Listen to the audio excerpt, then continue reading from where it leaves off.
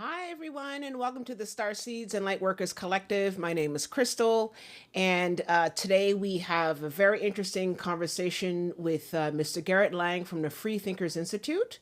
But before we get started, I just wanted to let you know that here at Quantum Portals, which is where we also host Star Seeds, we are going to be promoting our latest project with Luke Blue Eagle. He is a Native American shaman, and he is going to be coming to be joining us actually in July. So we're going to be happy to post him as well.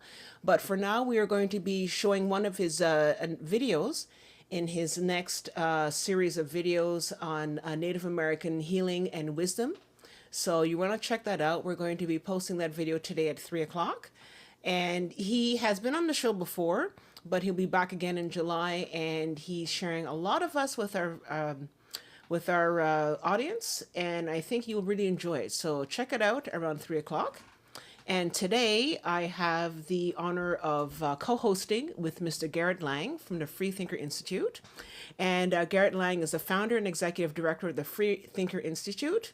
It is a growing community committed to the fostering of more ethical and connected world through personal and professional development. Under his leadership, FDI has trained individuals in product management and software development, and has hosted a large-scale educational events and cultivated deeply bonded members pods for mutual growth. He is a visionary in ethics and technology. Garrett was the primary contributor to the ethical code for the World Ethics Organization and led the development of an ethical decisions bot. It's really interesting. We'll have to talk about that one. And this is an AI-powered tool rooted in the 5 intentions, a set of shared human values Garrett created. Answers ethical questions with more accuracy and nuance than any other known process. So without further ado, I'd like to introduce Mr. Garrett Lang. And I think this is your first time here with us here at the Starseeds and Lightworkers Collective. So welcome, Garrett. How are you doing today? Oh, I think, can we hear him? Oops, sorry, I Oh, was on mute. Um, okay. Sorry. Great to be here. Honored to be here as well. Thanks for having me, and looking forward to interacting with you and the rest of your audience. And we also have some people from the FTI. I think we have about a 50-50 split between your audience and mine. Okay, great. That's great. So, I think my first question would be, what led you to create such a an institute? Is it something that happened to you personally, or what led you to where you are today?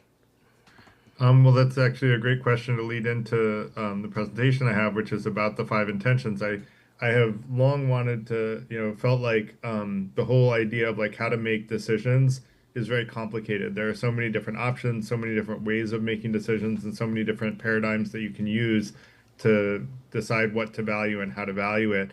And so I always wanted to simplify life down into some simple rules that are easy to remember and easy to follow. And at first, I was trying to simplify everything into one rule, and I do have a rule that works fairly well for that. But I think the 5 intentions are really the less ambiguous version, and I can go into the one rule versus the 5 rules. Sure. And the presentation is on the 5 rules, but I think I make mention of the one rule, which is Hmm. my modification of something called the platinum rule, Okay. which I think is great, but it has some flaws, and so my modification gets rid of those flaws and makes it, ideal, in my opinion. That's And interesting. so yeah, that's kind of the ideas. I just wanted to help people. My goal since a very early age is to make the world a better place. Hmm. And the idea of these values was to make the world a better place. I think your AI just Yeah, you can kick it out. Recording in progress. I think your AI Sorry. just no worries. Uh, Yeah. so so let us so you're going to talk about the five so you're going to talk about the 5 rules, or you're going to talk about the Yeah. first one? Okay, so So I was going to present on the 5 intentions, if that's okay. Is it okay if I sure. share my screen? Yeah, let me just make a change Recording here. stopped. Oh, Yep, okay. that's okay. Okay, great. So let me just get Actually, if you it's back. possible to record the session, I can put it up on our YouTube Yeah, sure. afterwards as It's well. being recorded now, so no problem. Okay, great. Okay, great. So I will let you have the reins. There you go. All right. So what I'm basically going to argue is that there are five simple rules that we should all be intending to do all the time, which is why they're called the five intentions. Mind you, no one does them all the time, right? They're Mm-hmm. ideals and things that we should strive for, not rules that you have to follow strictly 100% of the time. No one does or probably can do that alive today, including myself. But the five intentions, I would argue, and I'm open to questions or comments about areas that people may disagree with this. Mm-hmm. But so far, the general feedback I've gotten is that these five intentions are agreeable by all reasonable people. And I define what a reasonable person is the way that the legal precedent defines it, which has been established since the a couple hundred years.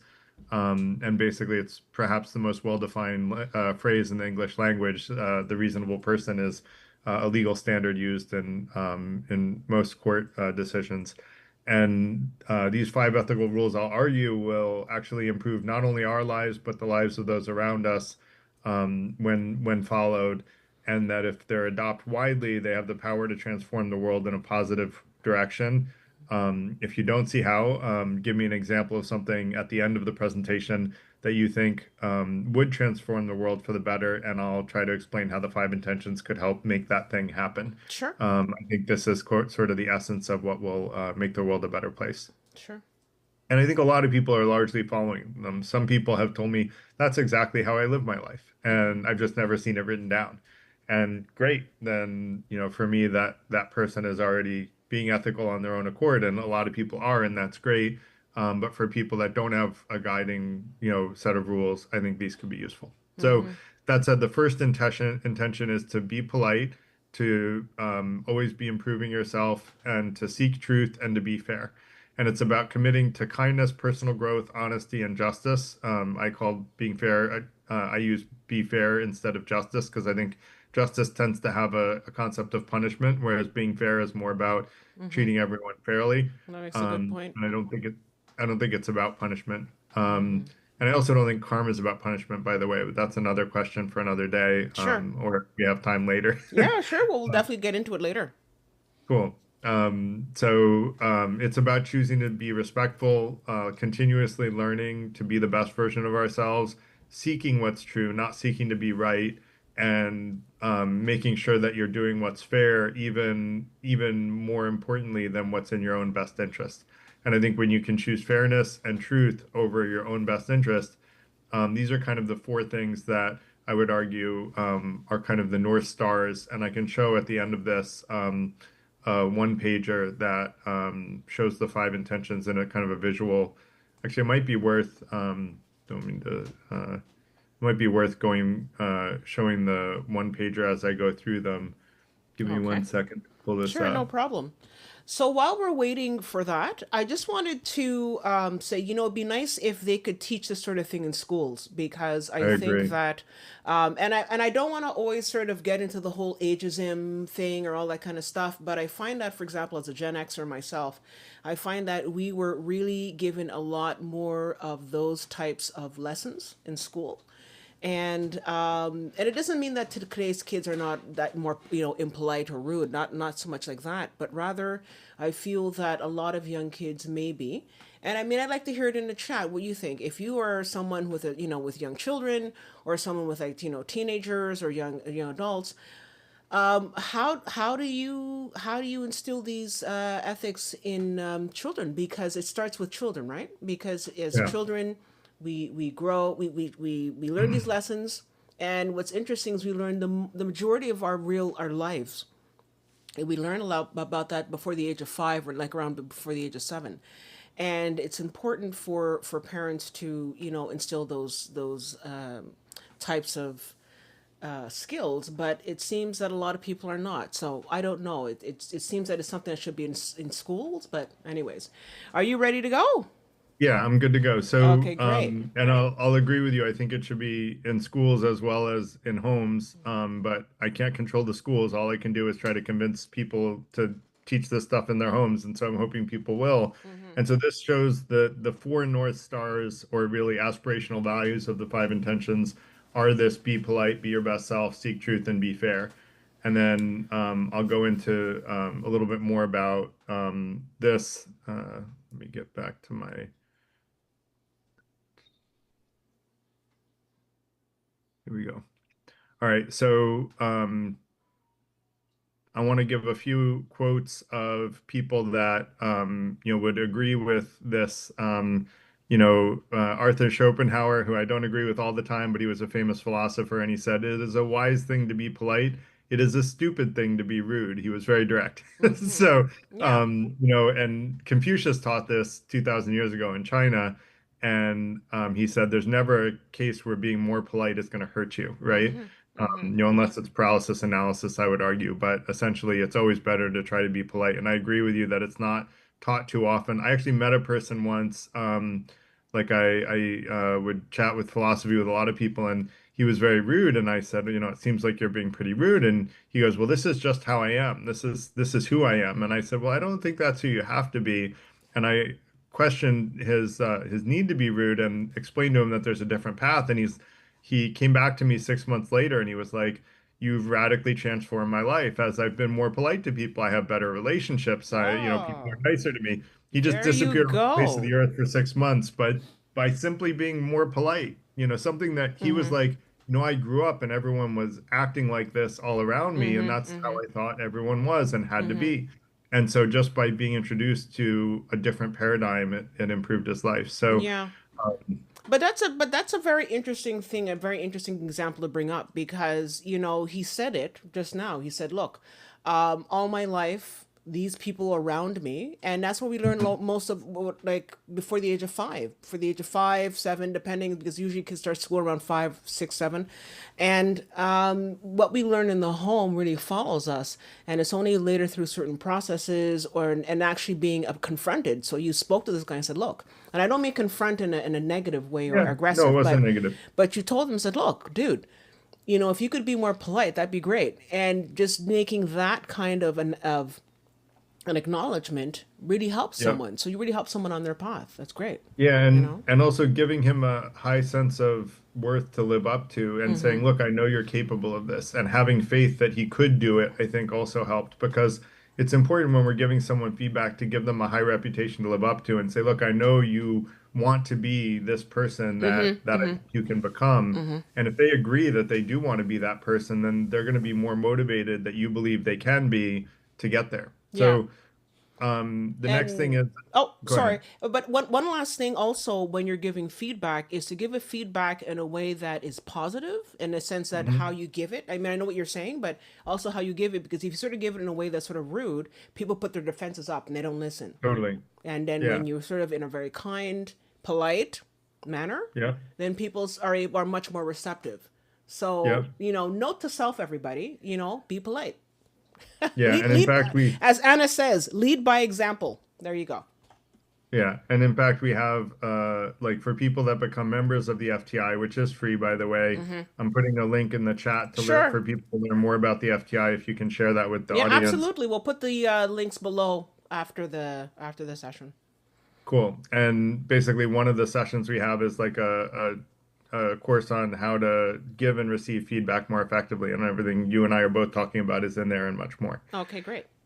So the key to happiness is progress and growth. Growth, Lewis Howes, I would argue Buckminster Fuller would agree with that as well.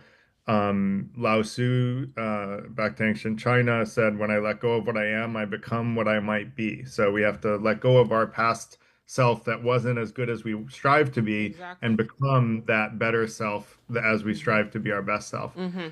Exactly. Well, so it's kind of Um, like letting go of, sorry, it's kind of like letting go of our baggage. And that's what I was saying is that sometimes you grow up in a household that may not be the most fruitful or the most inspiring. And when you let go of that baggage and you let go of your past, you can sort of achieve better things. So I think that's kind of important, especially now in this day and age where people are sort of like, in self improvement and self help. That's definitely one yeah, of the keystones of that. Yeah. yep, definitely. So I'm going to go into a little bit of practical advice as, in conversations, I highly recommend prioritizing the politeness, fairness, and truth more than being right. A lot of us go into an argument, go into a discussion, making it an argument saying you're wrong and this is, and I'm right and this is why. which I call the logic hammer, if you are even logically correct. But that's not a way to convince anyone. Much better is to come at it from a place of, empathy and ask people their perspective, which we'll get to in the next intention, but and focus on seeking truth rather and fairness rather than being right. I also recommend asking what we can learn from any given situation, especially if something negative happens. What was the root cause of that negative thing happening, and how can we learn from that so that we can, do what I call pull out the seeds of harm and plant the seeds of happiness. And that means look at things at the root cause and try to create more positive experiences for us and those we can influence in the future, and try to prevent those negative experiences from happening, and learn from them and grow from them when they do happen. Okay. And then treat others. This is where I would call this the platinum rule, is to treat others the way well, let me first start with the golden rule. The golden rule is to do unto others as you would want to have others do unto you. Mm-hmm. But that kind of falls flat because so I speak fluent Spanish, but if I want people to speak Spanish to me, that doesn't mean I should go around in America speaking Spanish to everybody because most people won't know what I'm saying. Okay. It doesn't work that way. So the platinum rule gets a little bit better where you say treat other people the way they want to be treated. And so if someone wants me to speak Spanish to them, I speak Spanish to them. If they Mm-hmm. prefer I use English, I use English. And the problem with that is that someone could walk up to me and say, well, Garrett, I want you to give me all your net worth and just wire it to me in a bank transfer in a couple of weeks. Yeah. Well, Oh, I have a good reason not that's to where do that. I was actually thinking about that. I said, Yeah. what You're happens if they want? And also, yeah, I think, exactly. but at the same time, and sometimes this is what happens is that you see people who are not being treated well, and they just expect that. And I think that sometimes you can Correct. change that around and say, I can see that that person's not being treated well, and they are sort of like a lack of self esteem. And Yeah. by treating them well, by making that executive decision, say, I'm going to treat that person with kindness and respect. You actually, like you said before, like you uplift them. So it's also making Yeah. that executive decision to decide when to go beyond. You know what I mean?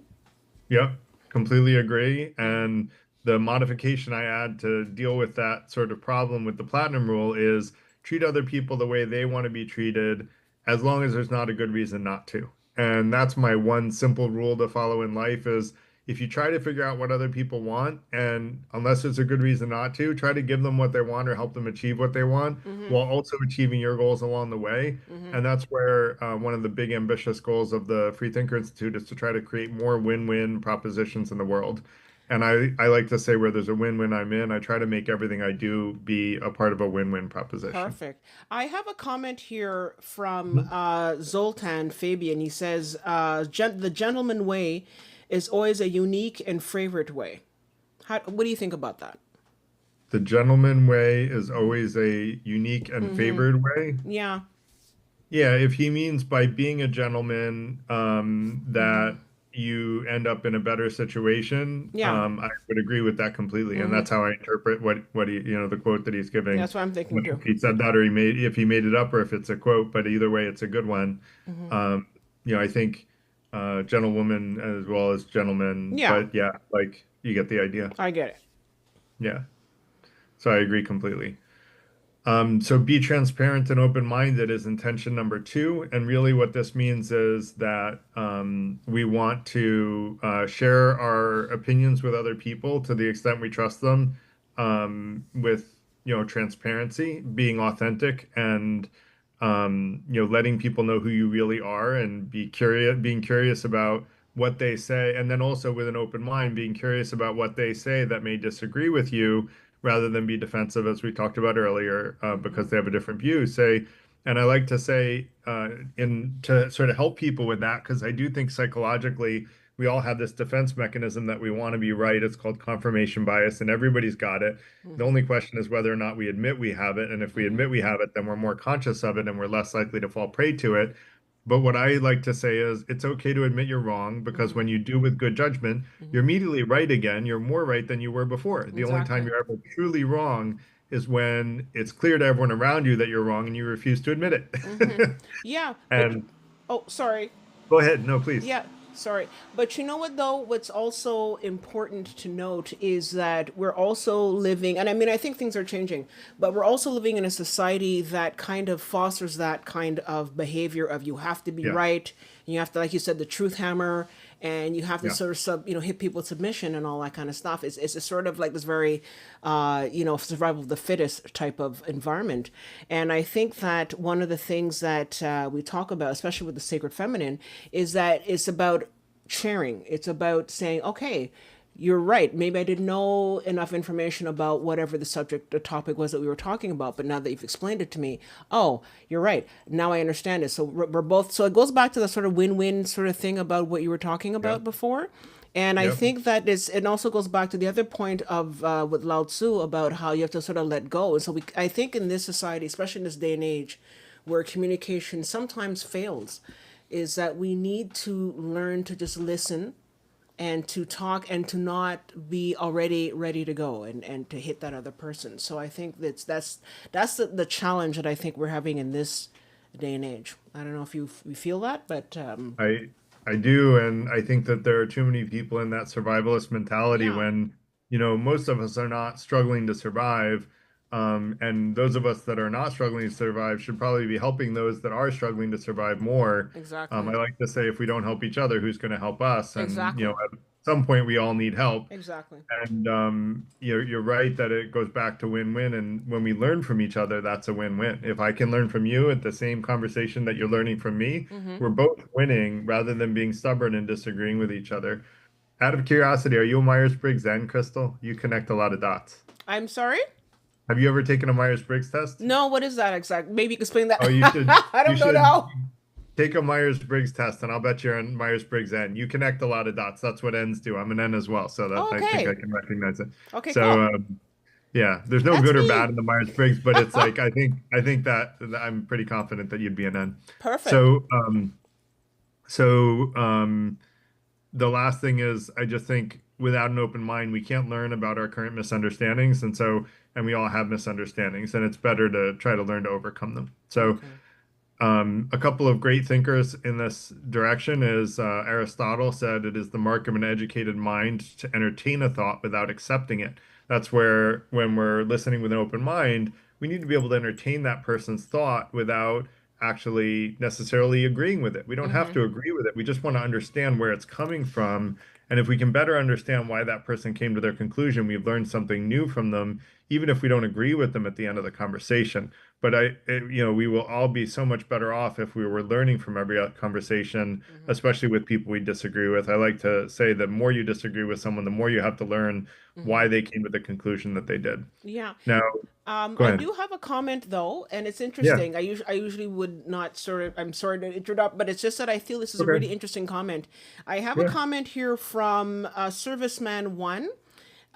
Says, how can you treat someone as they want to be treated if they don't explain what they want or need? Well, you Now have to that's ask interesting. them. Yeah, you have to ask Okay. them. So that's part of why the platinum rule is so important because it requires us to get to know each other at a human level. And there is a dearth of friendships, a shortage of friendships across the world, Mm-hmm. and a shortage of real meaningful relationships. And part of what we do in the FTI is we have membership, and the members form into small pods of people that get to know each other at a very deep level. And I have a process for helping people get to know each other at a deep level Mm-hmm. that's worked really effectively and formed really tight bonds amongst people. Now, Mm-hmm. when you spend the time to get to know other people and hear their authentic self as they transparently share it, Mm-hmm. and then they listen to you with an open mind as you share your authentic self, it builds deep bonds. And so he's right. Like most people don't ever get to that point, right? Most of us don't know what other people want, but you have to ask. And if you ask, you'd be surprised how many people are willing to tell you. Almost everybody will if they trust you. And by letting them share, they're going to trust you even more if you don't judge them for who they are. The only things that I would argue, should require judgment is if someone's not being ethical or not, in general, following these intentions is what I define as not ethical. Then you may want to say, hey, ask them thoughtful questions that may help them call into question their current actions. Mm-hmm. Yeah, Um, and you know it's I love what you're talking about in terms of the Free Thinker Institute, the FTI, and about how you are learning to get to know people at a deeper level. And there's a part of me that's sort of one of my things come up, and it says here, right now we're in a situation where a lot of people are so focused on their cell phones. A lot of people don't have the same kind of connections that they used to. A lot, we have a lot of loneliness in the society. And it just seems that people have not, the whole idea of communication is broken down. it What do has, we need? I mean, I'm not asking you to sort of solve the world's problems, but I'm just saying right? that it seems that one of the, because I understand it, and especially as a Gen Xer, we grew up without the internet, and so communicating with people was key. And so now for millennials and downward, a lot of people just don't have those communication skills at all. Like, I mean, especially during COVID, a lot of people talked about how they were extremely lonely because they didn't communicate. They had no friends. They had no nothing. Hmm. Where do we go from here? Like, especially with Yeah, younger and people that cannot communicate. I yeah. don't know. So I don't think anyone cannot communicate. They Mm-hmm. just can't communicate now. And if they focus on the first intention to be their best self, to focus on growth and learning, they Okay. will learn to communicate, especially if they become a member of the FTI. They'll learn how to communicate from other people who are doing it, Mm-hmm. and they'll see it in action every week in their pod sessions. Mm-hmm. And I know you're not asking me to solve the world's problems, Crystal, but that is exactly what I'm trying to do. Okay. So, No, no, no, but that's good yeah, though, yeah. because I mean, I think that's good. I mean, and I think that sometimes we feel that we have to be a big politician or somebody, sort of Yeah, come no, in and swoop in and all that kind of stuff. And no, but you can, every great journey begins with one step. And exactly. so maybe this is that one step and you're taking one step, and to do this. But I'm more sort of thinking about, for example, if there's a parent out there or there's somebody who, and it doesn't have to be young children. Like, I mean, I've met people who are just really just, closed off and don't know how to communicate. And it's the only way I can sort of Yeah. describe it. And so it'd be sort of something, I mean, I would definitely recommend the FTI. So, if you know someone who is, having issues to, could communicate or doesn't know how, I think the FTI could be very, very helpful. But I think that's what I was saying at the beginning. It'd be nice to have this taught in school Totally. because I think that this would help our society. But do you feel that technology is going to start is robbing us? Because I think it is. And how do we at this point? Because we know we have AI. You actually had AI just a moment ago pop up, and I know that you use AI to help you. But how can we, with AI coming in, and it's definitely going to coming in a big wave? How do we use AI or other tools to mitigate the lack of communication that people are having? Yeah, that's a great question. So, I agree with you, first of all, that a lot of people are closed off. I think that part of what happens sometimes is someone will share their authentic self and then they don't like how someone responds to it. Now, that might be because the thing that they shared is kind of an impolite thing where it's disrespectful or it's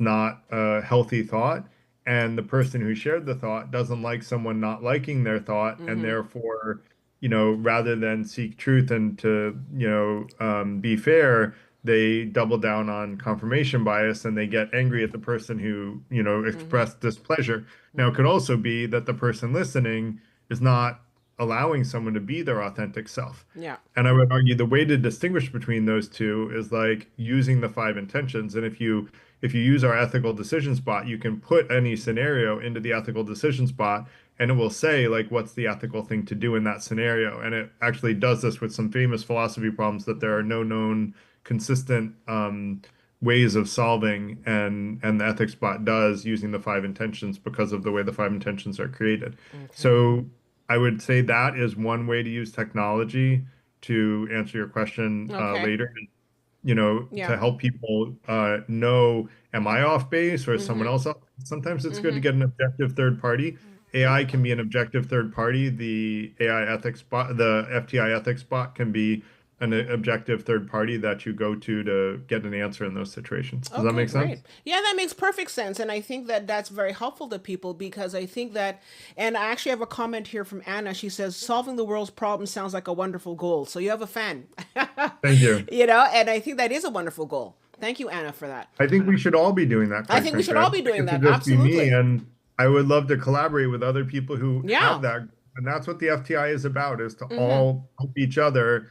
And if we do that and we grow as a community and we all support and help each other be supportive and grow together, then we will eventually be a large community of people that are making the world a better place and have a significant influence. Right now, we're a very small, humble organization, with a small number of regular members, but really amazing people that are members.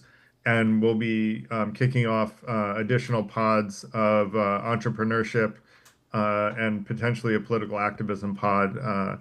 So for people that want to do that. So Absolutely. um, the other thing is, you mentioned is technology robbing us of that. I don't think it's technology that's to blame. I think it's people's use of technology. Yeah. So I don't think, technology is power, and it's giving more power into the hands of more people. And I have an essay on this. I started originally writing philosophy essays, and that has culminated into the FTI, where I present my essays, content, and presentation form now. And one of them is on how we're giving more power to more people without at the same time knowing who's responsible of wielding how much power. And people know on my in my community that I'm not a big fan of Mr. Trump, and I think he's a good example of someone that has too much power that is not responsible enough to wield it.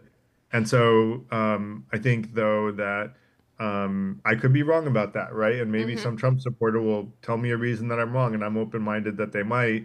But I've presented a number of times on that, and I think so far I'm on solid ground from what I know. Okay, great.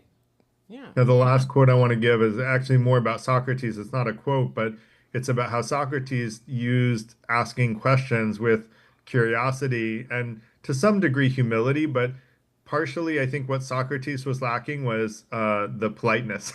So he would Okay. embarrass like very powerful people because he would show their inconsistent logic and their you know that they don't have consistent belief sets. And so he would make them look foolish in front of large groups of people, which is why he had to drink hemlock and was essentially sentenced to death. But I think his method of asking questions rather than making assertions was a great one that we still have not fully adopted in this day and age. And there's a guy named Daryl Davis who's like a modern day Socrates. He's a black jazz musician that's converted hundreds of KKK people to leave the KKK. He got the head of the KKK to give him his robes. I mean, I was just so impressed by this That is man. impressive. What's his name again? Sorry? Daryl Davis, the Daryl guy, Davis? Okay. yeah, he's been doing this since the 1980s, before the internet was a thing, and he is a modern hero that I don't think enough people talk about. Yeah. I hope someday I'll meet him, to be honest, because I'm just so impressed with what he's done, and I've adapted my communication style to be more like what I understand he does, Okay. which is to ask people questions rather than say, this is what I think and why. Ask questions about why they think what they think, and it's much more insightful, and you learn much more about the mindset of someone that you may disagree with a lot. Exactly. But you know what's interesting? You're talking about that. And recently I saw a woman who had gone out, and she was an investigative reporter, and she went out and she started dating a lot of these far right Trumper type of Proud Boys, that kind of stuff in the United Hmm. States. Basically, sort of a Hitler's brown shirts type of guys, that are going around and acting on behalf of Trump. And again, I always say I don't want to bring politics into it, but she basically was dating a lot of these guys. And she was also asking, I can't remember her name, but she was also asking these guys, she would attend some of these meetings, and she expected a lot of these guys to be talking about, race theory and all that kind of stuff. And she's ended up finding out that a lot of these guys were just were complaining about their girlfriends, and they were complaining why they didn't have girlfriends. And she said, this is very strange. I said, what's going on? And so it turns out that a lot of people were joining these groups because they were looking for camaraderie. They were looking for a brotherhood. They were looking to just, be with someone, and they're Yeah. lonely, Was that and so, huh? Sarah Ashton Cirillo? I think so. I can't remember. She's a Yeah. very, very blonde. I mean, I saw her. I mean, I if haven't I seen can, what she looks like. I yeah. just, yeah, But it was just sort of interesting how it really, when you sort of boil it down, people just want to be. I mean, it sounds corny, but it's people just want to be loved. They want to be yeah, listened to, and they want to be yep, respected. And I mean, yes, we have this presentation and we're talking, but at the end of the day, really, if you distill it down, and there's so much more to it, but I'm just saying to distill it, what it is that at human nature is to want to be just opened and loved. And yeah, when you have that, you're not going to go off and do all this craziness and, the yeah, KKK and everything. So I guess, as you were saying, Mr. Davis, he's asking them, and it's forcing them to question, yeah. why am I He questioned actually you and doing he this? asked them like, so No, what's why are going you on? racist? Go ahead. Yeah, no. So I'm just saying, it's just a matter of like, why are you doing what you're doing?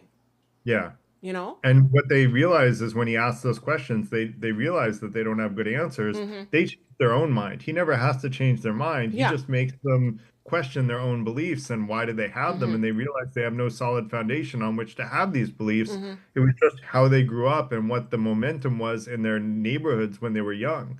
Now, Exactly. I think your point about Sarah is a good one.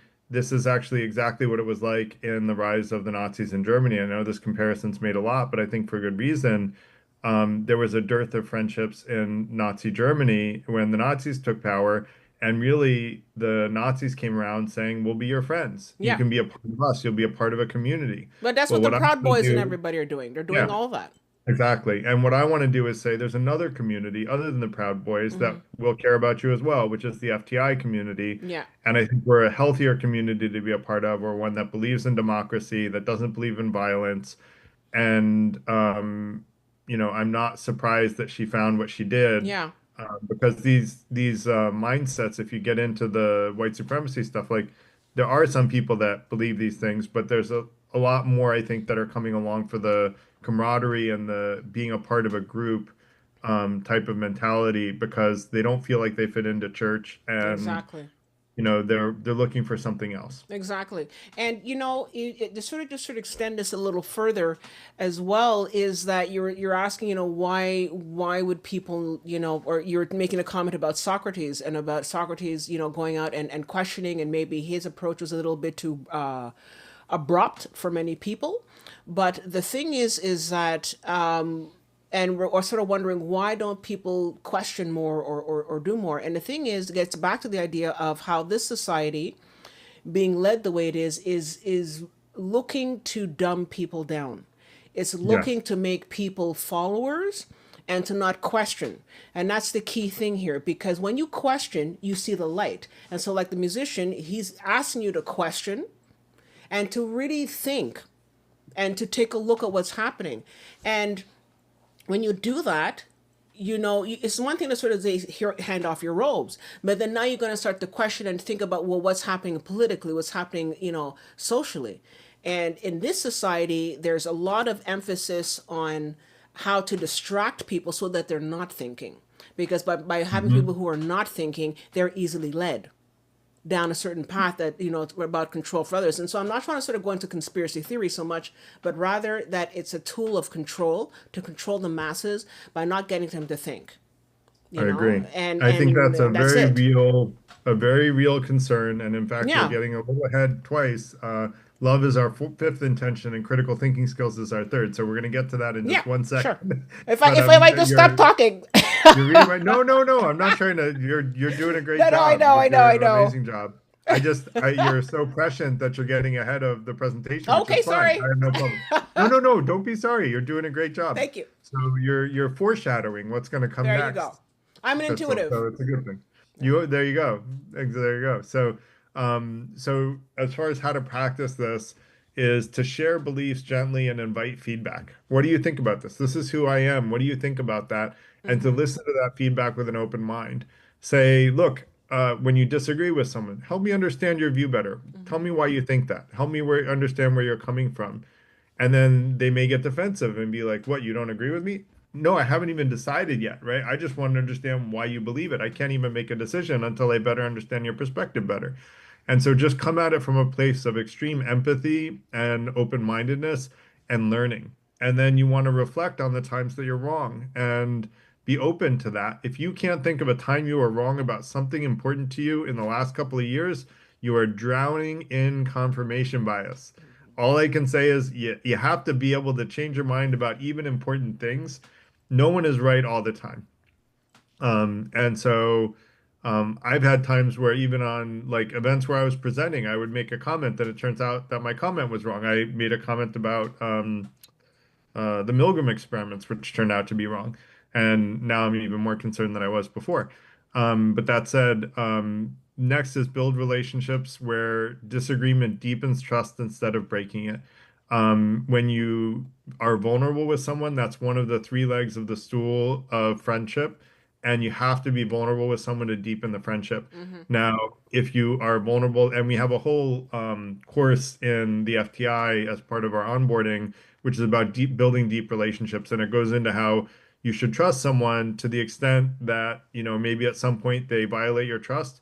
Instead of completely ending the relationship there, just say, look, I can't trust that person with those things. And you back down to the level that you can trust them. But what tends to happen is people break the relationship and then they have no deep relationships because almost every relationship has a point at which that person can't be trusted to that level. Now, Mm-hmm. some of us, I would like to think that I can be trusted to pretty much the nth degree, and I won't violate someone's trust no matter what, because that's more important to me than just about anything. Honoring someone's sense of privacy. Mm-hmm. And I only use the things people share with me to try to be helpful to them and the people they can influence. Yeah. But not everybody thinks about it that way. Mm-hmm. But you know what's interesting and the points that you're bringing up, and I'm sure that this is something maybe I'm foreshadowing again, but there's also a level of ego, and I Yes. don't mean it from a narcissistic perspective, but there's a Yep. certain level of ego. And again, it's also, and at this point, this is not even the society. This is just human nature. This is, I think, human nature where we have an ego, and some people are bigger and others are a little smaller. But it's that sense of ego that I have to be right. You have to shut up and listen because I'm right and Yes. you're wrong. And it's that sense of ego that we need to sort of tampen down a bit. And it doesn't mean sort of letting yourself be Absolutely. like a doormat and be walked over, but sort of, I think, just learning to open up and say, let me put my ego aside for just one moment and let me hear what they have to say. And Yep. I can walk away and say, this is BS. I don't like what the guy's saying. But though, going back to politeness, but you know what? Thank you so much for sharing it with me. I appreciate it. And I'll go off and think about it. I don't Yep. know. You know? Yeah, no, you're absolutely 100% right. And in fact, we Yeah. did an entire only, I would say instead of ego is just a sense of self. Mm-hmm. Egotism is what I think you're describing. Okay. Egotism is when you'd rather have what's in it for you rather Mm-hmm. than what's fair and what's true. And so egotism is the root cause to me of all preventable harm on earth. Literally, Exactly. I have a presentation I gave on that. If you go to our YouTube channel, you can Mm-hmm. see my presentation on egotism. And I basically made the argument that it's the root cause of what the Buddhists call the three poisons, which are Mm-hmm. anger, greed, and misunderstanding. Mm-hmm. And I would argue egotism is at the root cause of all three of those, and therefore is the ultimate root cause of all preventable harm on earth. So And we have to be vigilant to our own egotism. mm-hmm. And again, that's part of confirmation bias is when we're wanting to believe that we're right and it's clear that we're wrong. Mm-hmm. And so having humility and a focus on learning and having that be the best version of ourselves, be polite, seek truth, and be fair as the North Star helps us avoid that egotism and stay humble. Yeah, and I might be going off on a limb here, and I might be sort of being a bit more incendiary, but I'm just going to throw this out there. When I look at what's happening now with what's happening in the Middle East, and that's been happening for a while, and even what's happening in Russia and Ukraine and all that, a lot of that is a sense of egotism in many ways, Yes. and some of it is based on ideology, and some of Yeah. it is based on religion. Now, does this mean that we don't practice religion? No, because religion, in my, and I'm just saying for myself, is Right. a form of faith. It's a form of my own connection with the divine, whatever I want to call it, you know, Right. or if you want to call it God, Allah, Buddha, whatever you want to call it. But it seems that, again, and I think this is where I go in with the ego, is that people have taken their ego and have said, I'm going to, or egotism, like, we can, it starts off one way and it sort of slides off into egotism. But, I've decided that my religion is better than yours, and so I'm going to kill you. And I've decided that my ideology is better than yours, and so I'm going to also kill you as well. So it Hmm. seems that in terms of everything that we're talking about, one of the things that has not been really reined in is the level of ego by which people are still there's still that operating system of running on ego. You know what I mean? Yeah, I agree with you 100%, and we're saying the same thing in different ways. Yeah. And um, I agree the violence is a result of egotism, and in fact, I would argue even religion, it's being misused by people for Yes. violence. Like the true devout, like wisdom-seeking followers of a religion, there, don't get me wrong, like all books of wisdom and religious books have some violence in them, Yeah, right? they They were do. all created during times where violence was a foregone conclusion, and most of them in times where slavery was the norm. And so, like, that is true, but the people that are using religion to seek wisdom have let go of that violence and said that's not the way the world operates anymore. And now we interpret the passages as being symbolic rather than, fact-based. And doing it that way, there's a lot of wisdom that you can learn from religions. And I learn a lot from, everything, Islam, Christianity, Buddhism, Zoroastrianism. Like Yeah. I've learned from all kinds of religions, and they all have lots of wisdom to teach. It's just about, if you use that religion, and I would argue they're all very aligned with the five intentions. Like if you use them with a goal towards seeking wisdom, and the five intentions is very compatible with all religions that I'm aware of. Yeah. And so, they're just complementary. And I think it's great to learn from all religions. Like I tend to want to learn wisdom from wherever I can get it. I don't limit myself to anyone. Exactly.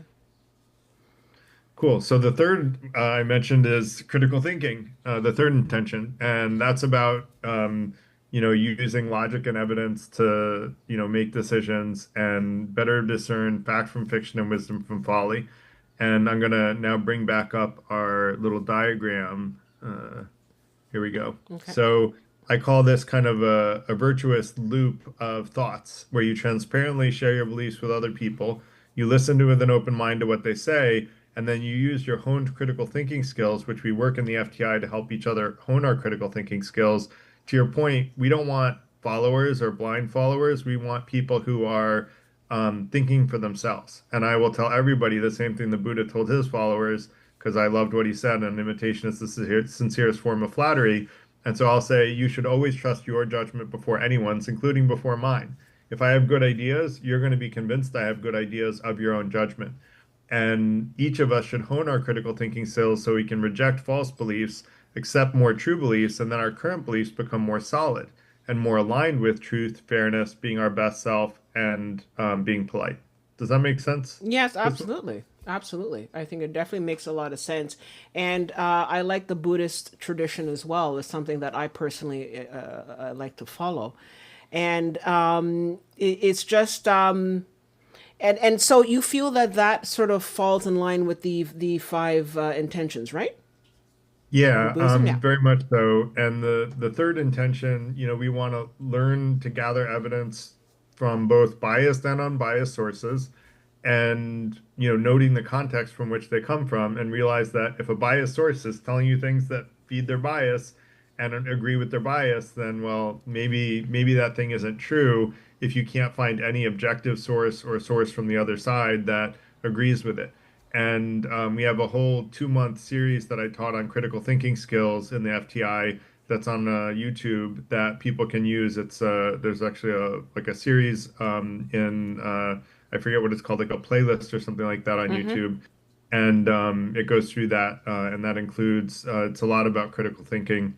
And it includes evaluating evidence with logic and reason to come to beneficial, grounded conclusions, and then a willingness to question our current beliefs, including our own, to question current beliefs, including our own, and sometimes even current commonly accepted beliefs. A lot of times I think there's common wisdom that passes as wisdom that's not really good advice. Mm-hmm. People who say, well, life's not fair. My middle school teacher gave me a detention once, and I said, but I didn't do what you are giving me the detention for. He goes, you know what? Sometimes life's not fair. My Oh. response was, look, you're right. Sometimes life's not fair. There are tornadoes and hurricanes and earthquakes. I was in California at the time, and those can kill people, and life's not fair. But shouldn't each one of us do what we can to make life a little more fair in our corner of the world?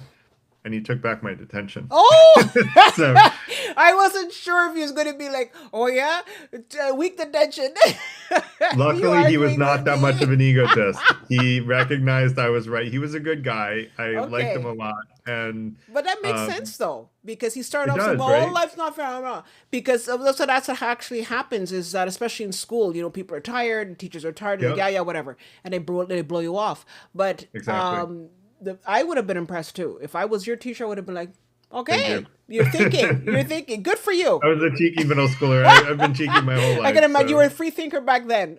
exactly, exactly. That was the beginning stages of the first intention, There you go. The which I had seeds. never even thought up at the time. So Yeah, seeds were planted. There you go. exactly. So let me go to the next slide. Basically, how to practice this. Oh wait, did I? Yeah, you were on the third slide, and then you went to the Yeah. fourth. Okay. Yeah, there you go. So I think I didn't do quotes for this one. That's okay. Okay. So when you hear it, so this is like practical advice on how to put this into practice in our own lives. So when you hear a strong opinion, just ask, what's the evidence that you have for believing that, right? Help me understand why you came to that conclusion. Looking for multiple perspectives that differ with yours when you're trying to make an important decision, looking for people that disagree with you and like actively approaching them and seeking out people who disagree with you, looking for logical fallacies in both your own thinking and in other people's thinking, and also types of bias. I mentioned confirmation bias. That's the strongest type of bias, I think, in most people, but there's all kinds of bias. And one of the critical thinking skills presentation events was focused solely on the most common types of bias, except for confirmation bias, because we had a whole separate event on confirmation bias. So look for those types of bias that could be steering you wrong or the logical fallacies that could steer you wrong. And then be open to changing your mind when new facts emerge. And critical thinking, for me, it's a lot about making mental models of the world and being able to predict what's happening.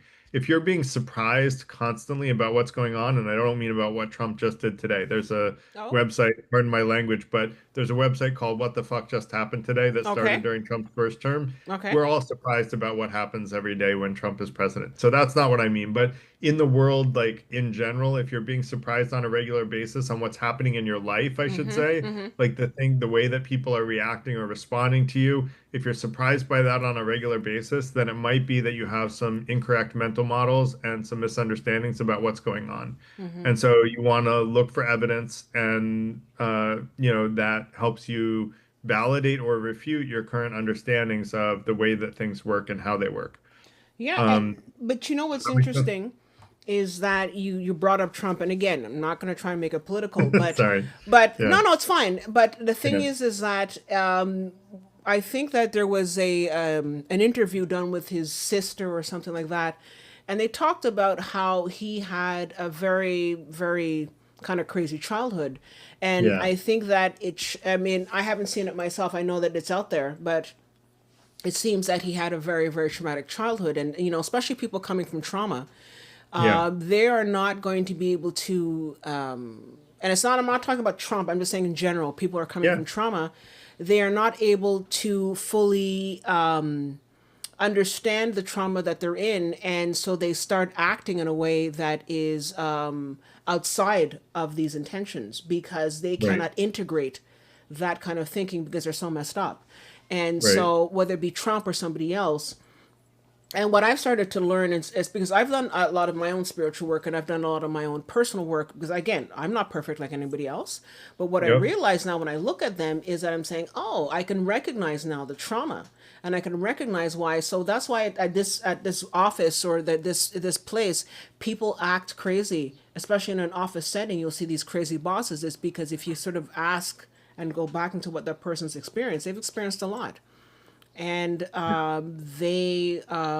there's a lot of scarring that gets done, especially in people's early lives where they've had an abusive parent or stuff like that, and they now take that type of crazy that they've experienced, and they then are going out and causing all this kind of pandemonium in the world because they themselves are suffering, and they Yeah. themselves have not gotten the healing that they need because I think Yeah. all humans are inherently good. But if you I agree. screw around with that, then they end up being, crazy dictators or whatever it is, you know? Yeah, and in fact, someone, I forget what it was. I was in my presentation in an FTI event. I was talking about the next intention, which is about, wanting to make people happy. Or I forget forget the exact comment, but it was basically like talking about, well, uh shoot, I don't remember the exact kind of let me just say that Hitler had a very traumatic life as well, and he was actually made fun of. He was Mm-hmm. thrown out of beer gardens for being crazy, and Mm-hmm. he was laughed at and teased and made fun of, and he had a lot of trauma. Mm-hmm. And so I think what you're saying is dead on, and I think it's true about Trump too. And I have a Yeah, saying, and I like, absolutely. you notice I like little sayings. One Yeah, is that everybody deserves love and compassion. Those that we exactly. think deserve it the least are the ones that actually need it the most. Yeah, I think maybe that jazz musician should have a sit down with Trump and see what happens. How about I that? would love to see I would that. love, I'd I pay would love to folding see money that. to see that one. I'd pay folding money. Yeah. Okay, Carol Davis and Donald Trump, there you like go. in One a on one. room for a day. Yeah, that'd be good. So, yeah. Um, so let me go to the next slide. Sure. Speaking of the fourth intention, there are two parts to the fourth intention. First is to prevent significant unnecessary harm, and then second is to maximize happiness and minimize harm for yourself and others. And essentially, the idea is that we should always, whenever we can influence it, prevent significant unnecessary harm, full stop.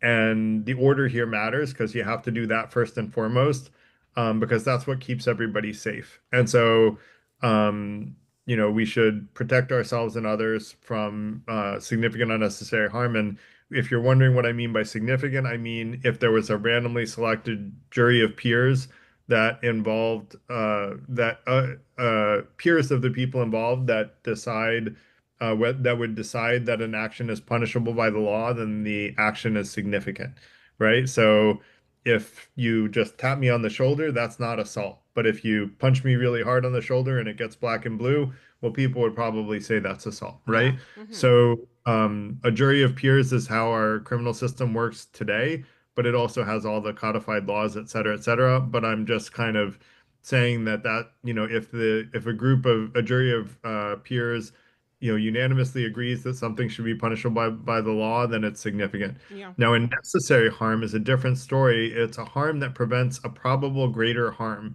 So, for example, if I see a shooter shooting school children Mm-hmm. and I have a gun, I'm going to shoot him, Yeah. right? And I may kill him. And Mm-hmm. I'm okay with that Mm-hmm. because killing him prevents the greater harm of school Exactly. children getting shot. Mm-hmm. And he put himself in harm's way by causing significant unnecessary harm in the first place. Mm-hmm. So causing that harm, I think, is very understandable. Um, so that's what I mean by an unnecessary harm, is unnecessary harm is preventing a greater harm. Mm-hmm. Now, once we've done that, then I would say we should, when I say helping people achieve happiness, what I mean by that is um, helping someone achieve their goals, whatever they may be, as long as they don't cause significant unnecessary harm. Let's help people achieve their goals, whatever goals they have. And that's what we try to do in the FTI is we understand each other's goals. We try to help each other collaborate on goal set, goal accomplishment. We also try to collaborate on being accountability partners for forming positive habits. And the minimizing lesser harms is obvious, but the increasing happiness is not, I'm not referring to fleeting happiness or joy or like a temporary happiness. And I think what this intention really does is it moves forward on what utilitarianism was taught by Jeremy Bentham, which may be the philosophy that's done the most amount of good since its creation. So sorry, Um, what's the name? What's the name of that philosopher? I didn't get that. Jeremy Bentham is the one that wrote Utilitarianism. If you Okay. want a brief summary, you can get a free subscription to something called Blinkist, Okay. Blinkist, which does book summaries, Okay. and you can listen to a summary of Utilitarianism by Jeremy Bentham. How do I spell the last If you name? like it, Sorry, the last name. How do I spell Bentham that? is Bentham. I think it's A.M. AM. Bentham. Bentham. Okay. Sorry. The reason why I'm asking is because there are people out there who might be watching this and want to sort of, Google his name. So, Yeah, it's Jeremy Jeremy Bentham. Bentham. So Okay. Bentham is an English philosopher. And he came up with the idea of utilitarianism. There are modern critiques of utilitarianism. My fourth intention addresses those techniques and kind of moves utilitarian forward to another level. So at least I believe it does. And time will tell if that's true or not. So um, let's talk a little bit about some wise words. The Hippocratic Oath says, and also Stoic wisdom both say do no harm. But as you noticed, I would say it's not do no harm. It's do no harm unless it prevents a greater harm. Okay. Exactly. So, I give an exception there. And when I talked with a Buddhist monk, actually, this is also a Buddhist philosophy. When I talked with a Buddhist monk about it, he actually agreed with the way the fourth intention is phrased and said that in the advanced teachings of Buddhism, it gets into that level of stuff of knowing that there are times where a harm is necessary and appropriate.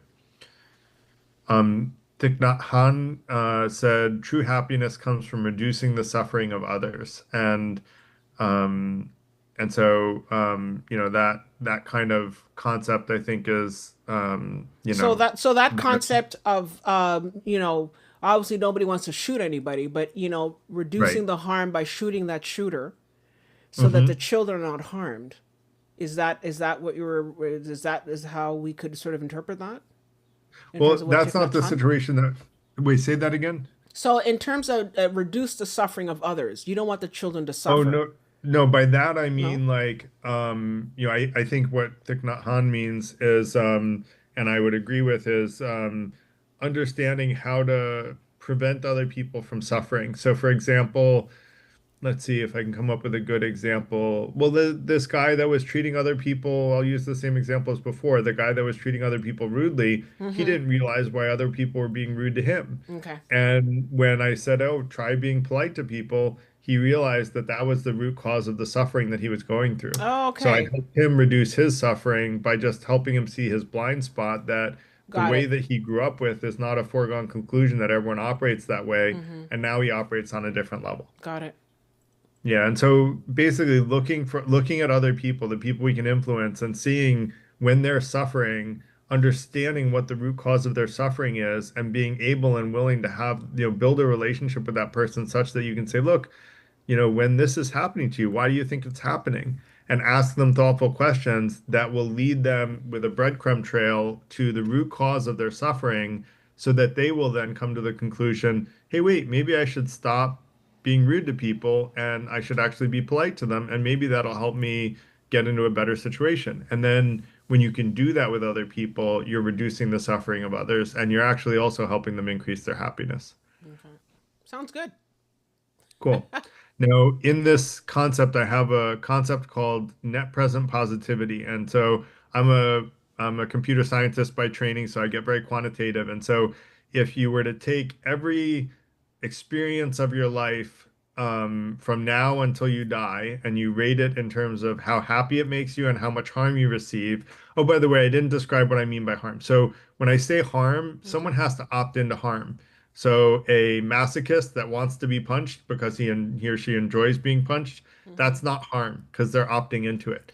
And Okay. so if you opt into something, other than like mental illness or something like that, if you opt into it, it's not considered harm. You have to say it's undesirable in order for it to be harm. So um, But but masochists can, but just on that note though, because we were talking before about how, some people don't treat themselves because they never Yes. knew how to treat I knew you were themselves. going to go So there. yeah, you know I'm gonna, you know me, Yeah. okay? Because like I mean, look, there are some people who enjoy that, and maybe I'm getting a bit too far off the beaten path here, but some No, people who this is are into you know how should I say it, masochist, but like they enjoy a sexual level of right. of pain, and that's fine, especially between a couple or a group of people. Right. But if you see someone who is wanting to be punched, and it's not something that you can see they're really enjoying, they're just sort of in pain, I would almost say, look, it's I almost sense I have a sense of duty, not because so Yeah. much of the ego, but like I mean, to a duty to say, look, maybe we could try something different. But if after I explained it to you, you're still wanting to get punched around, what can I do? I'm That's not going to involve, but I'm not going to get involved in that, because that goes against my own principles of not wanting to hurt other people, even if it's that right. person is saying, Exactly. We you know don't what I have to be the mean? ones punching, right? But Yeah. and we can be the ones saying to the person being punched, "Hey, why is it that you want that? What is Yeah. it that you like about it?" Now, if they have a good logical explanation for desiring it, like, "Oh, I just like the feeling," and for me, like I am I'm a martial artist, and so when I get punched, like there is actually a martial art that's like I forget what it's called, but it's like about taking blows, like being Yeah. able to take blows more readily. And if that's a martial art that they practice and that's what they want to do, all right, cool. Like that's on you. But I do think what you're talking about vulnerable people is really important. And in fact, it got hammered into me even more so by a recent person that I met that works with women that get out of Abusive relationships. no, it's uh like basically a modern slavery, like Oh, women okay. that Yeah. Yeah. are sexual, Yeah. sexual slavery kind of thing. And I don't think it's only sexual, but it's like, modern slavery. And basically they said that like 8 out of 10 of them end up being back into it because they feel like that's what they deserve in life. But you see, And that so goes that's back to where, that comment about what I said about how yeah, some people definitely, you know, because they've grown up a certain way, don't yes. understand. Well, they've maybe You never know, been given any sense of self-worth by their that's parents, it. and they were taught to feel like they're not valuable Exactly. people. Exactly. And I think it's really important that we lift those people up and say, "Look, That's I it. appreciate you. I like who you are. Share with me your authentic self, and then let me validate who your authentic self is as being a good person." And those people are the ones that don't have enough self-confidence, right? Exactly. And those people need to be lifted up, whereas the egotists sometimes need to be taught humility. Some people have too much humility, and this is where I feel like the five intentions there's a good middle ground balance. And I like the Buddhist saying is the middle road. I think the five intentions are also the middle road, very aligned with Buddhism and Stoicism, which are the two biggest fountains of knowledge that I've gotten in my life. And so, yeah, that I do think, you're not like when you get into like BDSM and that kind of stuff, like Yeah. that's like to me, that's like a personal opt into if you're choosing to do it, unless someone came from that abusive background and they're opting into it because of that, in which case then maybe it's not okay, right? Maybe they're not opting into it because they want to, it's because they think that's all they're worth, Yeah, right? that's it. They don't know anything else, but to Right. give them that option and to say, I feel that you deserve better. Let me show you how. And like you said, if women who escape slavery and all that kind of stuff want to go back into it, at least they know. I mean, that's a whole other, discussion for another day. But like, I Yeah. mean, it's just a matter of we also have to do our part as well. I think there's a certain social social contract where we have to try to help, and for everybody to Agreed. try our best to have everybody on the same level. And one example I would give for that is, for example, and I mean, I don't know why we keep going back to Trump, but like, I mean, when it's during, his birthday and all that, a lot of people were using that day to like no kings protest, because a lot of people are saying, look, yes, I don't want a whole bunch of people storming the border, and we definitely want to have better, better practices in terms of immigration, but we don't agree with children being rounded up and arrested. We don't agree with people being rounded up and arrested. It's very Right. Hitler-esque. And so, while on the one hand, people may and I think that goes back to what I was saying about how some people don't really maybe exercise the best judgment. What I find is interesting, and especially in this time, at this time of human development, is that people are starting to find their heart center again. And by heart center, I mean people are saying, look, I don't like the way people are coming across the border. However, it's not humane, it's not human for people to be handcuffed and children to be rounded up and all this kind of stuff. People are finding their humanity and just intrinsically saying this is not right. So that's what I'm saying. People inherently are good, and sometimes we go off the beaten path. But when we see the violence and we see what's going on, we sort of wake up to that again and say, you know what, this is not right. And so I have to go up and protest and lend my voice to say this is not right. This is not how humans should be treated. And when I see that, I'm in many ways comforted by the fact that we haven't completely lost our humanity, that it's still there.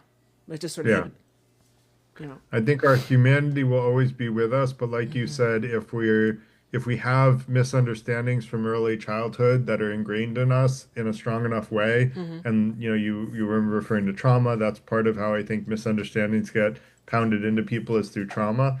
When that happens, then people lose sort of grounding, right? And I think it's important as adults, when we've been through trauma as a child, that we surround ourselves with people who will ground us and help us recognize our self-worth for what we're good at, but also point out our mistakes when we make them.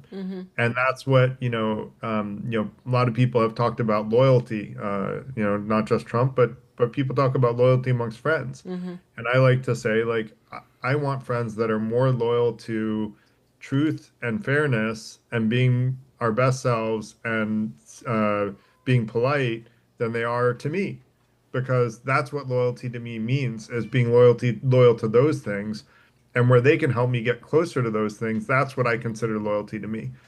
Telling me I'm right isn't loyalty to me. If I'm wrong, right, then I'm going to be the emperor with no clothes someday, which is I Well, think how Trump looks sometimes on his birthday parade. He must have wondered, like, why are there so few people here? exactly. Right? Doesn't everybody love me? But why are there so few people here? And then there were so many people at the No King's Day Exactly. protest, and that should have given him pause for concern. Yeah. I hope that he did some soul searching about why that was the Well, case. And that, because I don't think Trump, by the way, is like the brainchild of all the things going on no, right not now at in all. politics. No, no, no. No. He's the guy put in the front. He's the front man. He's the But there are puppet. other people behind the scenes that are making all this Absolutely. stuff happen that are, Absolutely. using him. Yeah, just and again, that goes back to that whole Hitler-esque Yeah. concept of the Tula Society, who were behind Hitler, and we're I'm sort not of familiar with that. I have to look that one up. yeah, the How do you spell Tula? THULE Society. They were the ones. It's similar to the Project 2025 that is Yeah. behind Trump. It's the same kind of thing. Anyways, I'm already doing too many politics in here, but anyway, I'll let you get Okay. back to. But yeah, check it out. Doesn't bother me. But Yeah. next thing, daily practice is before you act on something with significant implications, ask yourself whether or not it causes significant unnecessary harm to anyone.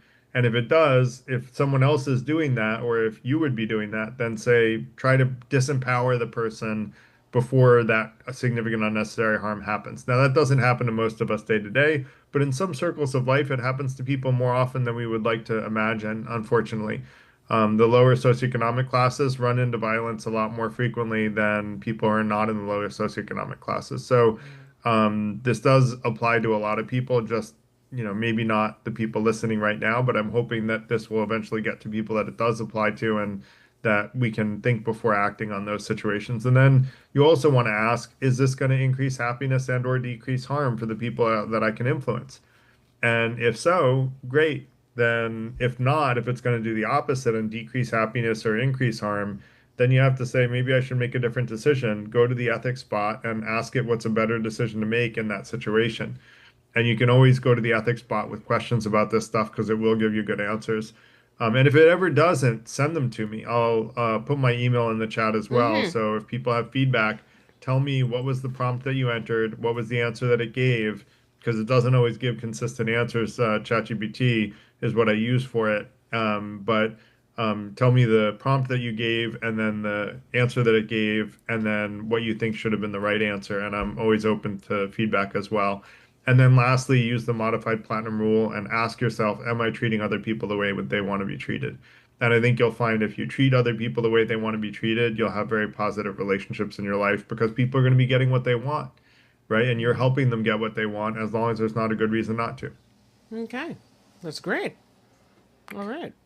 Next is the fifth intention, which you foreshadowed earlier, which is to give, receive, and reciprocate love. And I actually have a saying very similar to what you were talking about is we all want to be loved, so why not give more love into the world? And I would argue some people are good at giving love and not receiving it. Some are good at receiving it and not giving it. And then others just don't reciprocate when they get love. And I would argue the best place to be is both good at giving and receiving love and reciprocating it when you get it because it's nice to appreciate the love, both platonic, by the way, as well as romantic love. I mean, love in the broader sense. If you look at, there are 8 definitions of Greek love that a former, like a very early on FTI collaborator, Dr. Krishnesh, introduced me to. And the 8 different types of love include both platonic and romantic types of love, as well as familial love, love of a family, love of the self. And so all of these types of love are relevant, in my opinion, in the fifth intention. But I think that, love is really important. The only reason it's last, it's not because it's not important, but it's because if you give and receive love to someone who is harming you to the point that we were talking about earlier, where you're in a relationship where you feel like this is the best you're going to get or the best you deserve to get, even though you're being significantly harmed in that relationship, maybe being abused physically or mentally in the relationship. If you think that's the best that you can get, and you're stuck in that love thinking that it's the best that you can get and the most you deserve, that's not a healthy love. And that's why the first 4 intentions come before love, because while I think we should all be intending to be loving and receiving of love all the time, you also want to put your time and attention into the relationships that are healthy and not putting them into the ones that are treating you disrespectfully, Mm-hmm. which is why being polite is part of the North Star in the first intention. Does that make sense, Crystal? Absolutely, absolutely. And I actually just saw a comment here from Zoltan, and Zoltan, he brought up a good point. He says, why do you think the problem's only with Trump and never a problem with Biden and his sons? Well, I don't want to get too political. I mean, I Yeah. obviously have, but you're right. This problem goes way beyond just Trump. It's something that's gone back way, decades in the past, and it's just society in general. So I just use Trump as because that's just like the flavor du jour, but it's not really just because of him. So just I want to sort will of I will clarify. take a harder stance than you, Crystal, and Yeah. say Trump has done things that have caused much more significant unnecessary harm than Biden or his son ever did. Yeah. The most that Biden's son was found to have done was to try to sell his father's influence, but there Yeah. is absolutely no evidence that his father ever did anything that his son asked him to do. Mm-hmm. And so, from when I investigated that with a critical eye, I didn't see any wrongdoing on Biden's part other than the Mm-hmm. fact that his son turned out not to be such a stellar Yeah. Not guy. so not And you stellar know guy. what? Yeah. We all do our best to be a parent, but every individual is their own, Exactly. we're all the captain of our own ship, and we Mm-hmm. can't really control what our kids do once they're adults. No. So I can't blame Biden because his son does drugs and tries to Mm-hmm. sell, my daddy's the president, I'll help you out. Yeah. That's not Biden's fault, right? That's Hunter's fault. And should Hunter have been pardoned is another story, but Yeah. Hunter Exactly. probably That's would have another gotten a story. life Yeah. sentence for, he would have been a political prisoner if he hadn't been pardoned. So I think, Mm-hmm. rather than turning it political, that's why Biden pardoned him. If you want to talk about inappropriate pardons, January 6th is what I have the most problems with Trump Mm. about. In January 6th, we had a literal violent revolution where there was a kill list of people that opposed Trump that were supposed to be killed that day, and the attackers on the Capitol were within minutes of killing all those people. Yeah. And so, that is a big problem for democracy when you have a violent coup attempt, which is exactly what that was, even though it's not called that by the media because the media is owned by the wealthy. And unfortunately, the wealthy are the ones benefiting the most from Trump because they get the biggest tax breaks. Or Yeah. I, I don't even know if I would consider me a we because it's really people over 10 million in income that are getting the biggest tax breaks for Trump. But yeah, so that's why I would say Trump is a singularly and again, I don't think it's Trump himself. I think it's the No, there's people the people behind behind Trump. him. There's a whole Yeah, that whole project you know, 2025. But Trump when I is see enabling that. Yeah, but when I Yeah. see children, and I mean, look, I'm gonna the last comment here on politics. But when I saw a video, children being arrested, and the officer opening her pants to see she was hiding thing in her. Anyways, children. That's where I draw the line. You know, And you I don't also touch think tribes. cutting U.S. aid, which actually was the biggest benefit of soft power in, our country, and soft power basically just means because we do ethical things and kind things for other people. By the way, U.S. aid was like 0.7% of the U.S. budget. It's a Yeah, tiny little fraction. It's not saving yeah, us much money. And the military spend went up by way more than that, which was unnecessary when we have more military spend than the next nine countries combined. yeah. So Zoltan, I would love for you to go to the USAID presentation on our YouTube video and take a Okay, look at that and tell me if you think sure, that cutting USAID made sense. If you do, reach out to me via email, my friend. I would love to hear your perspective and absolutely. understand why you think it does make Yeah. sense after watching that And video. that goes to everybody, not to Zoltan. I don't want to Yeah, single to him out, everybody. but to everybody, if you have any comments or questions about what's being discussed, please feel free to reach out to Garrett at the Free Thinkers Institute. And yeah, so moving on to the next slide here. So about love, Mahatma Gandhi said, where there is love, there is life. The Dalai Lama said, love and compassion are necessities, not luxuries. And that's your point. We all want to be loved, Crystal, right? We all want to be loved. So why not put more love out into the world? Because, and that's I like to come up with little quotes.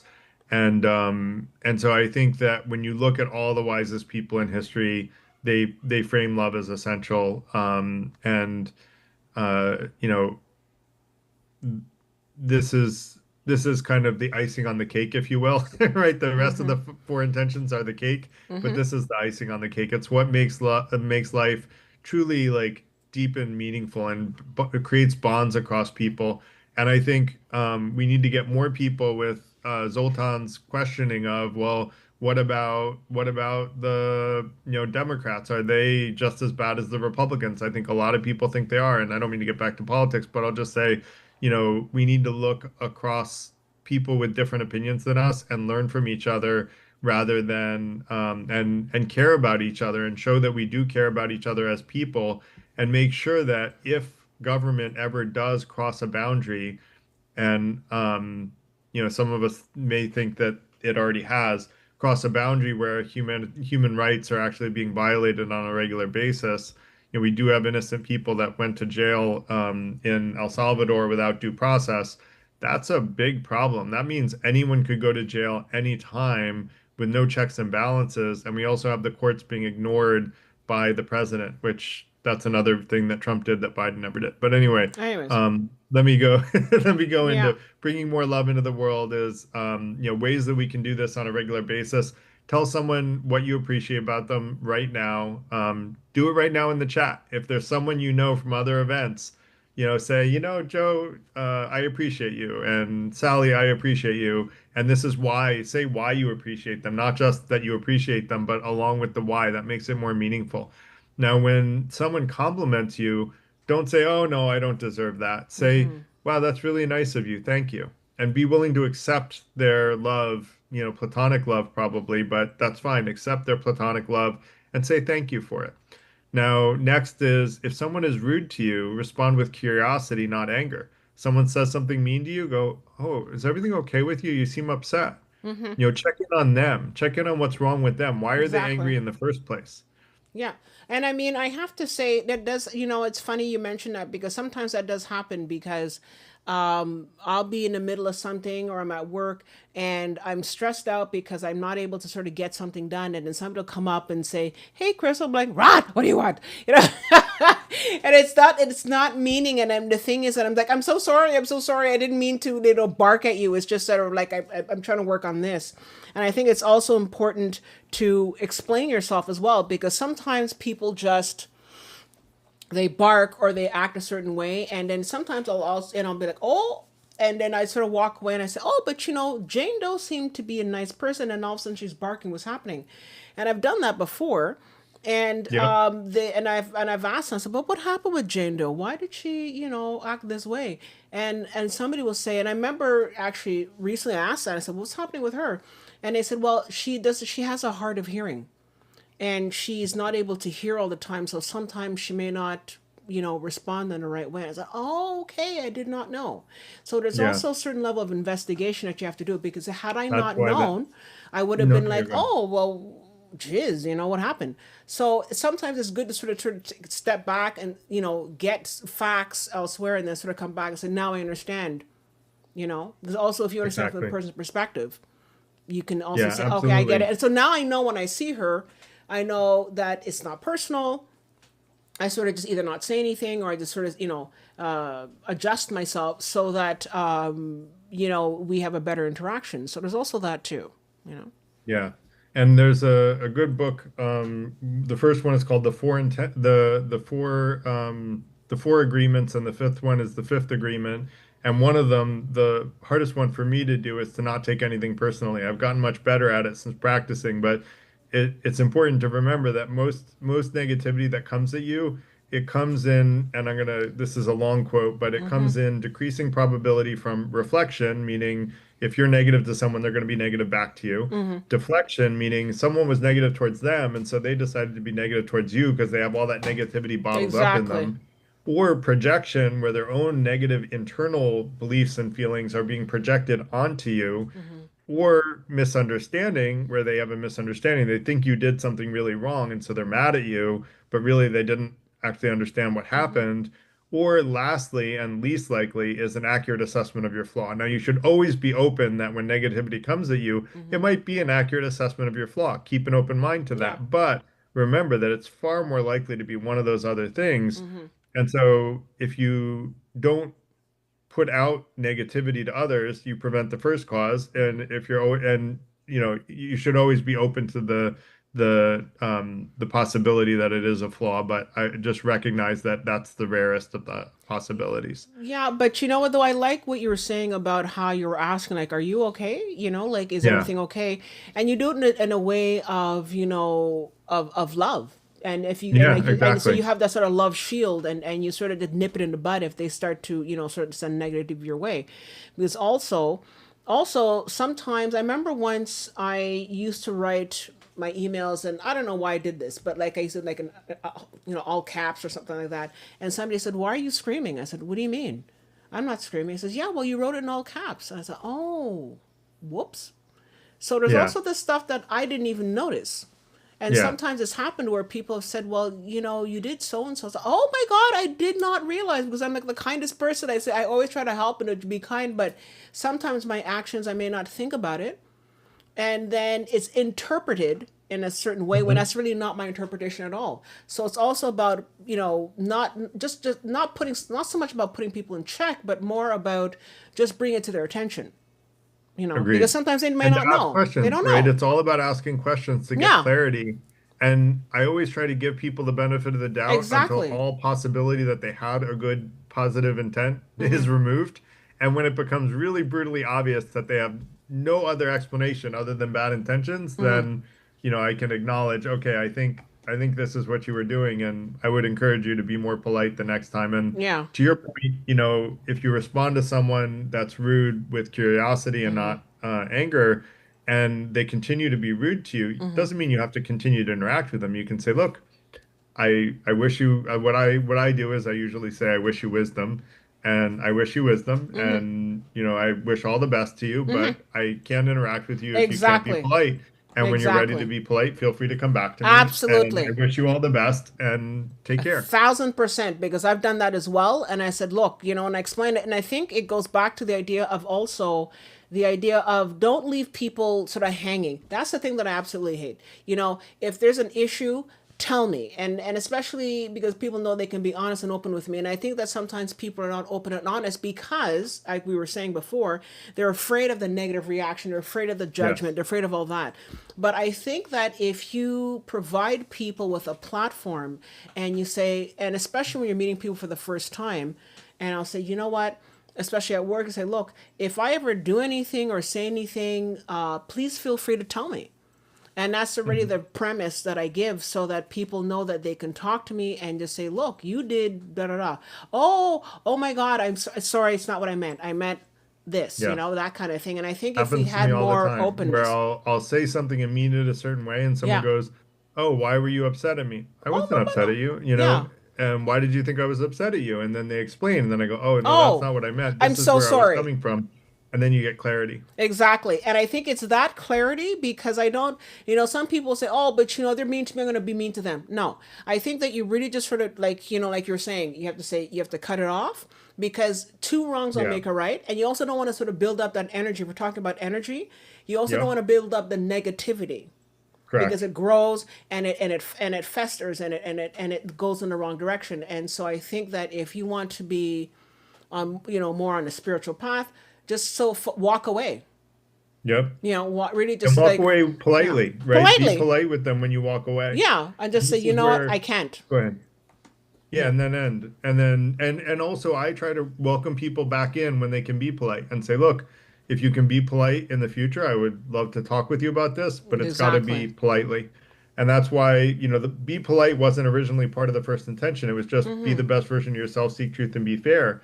But I realized we always had this one rule in the FTI is that we had to be polite. And if someone is not polite, we moderate. And if they are still not polite, we remove them in our events. And, that's carefully done because, and that lets us talk about even very controversial topics.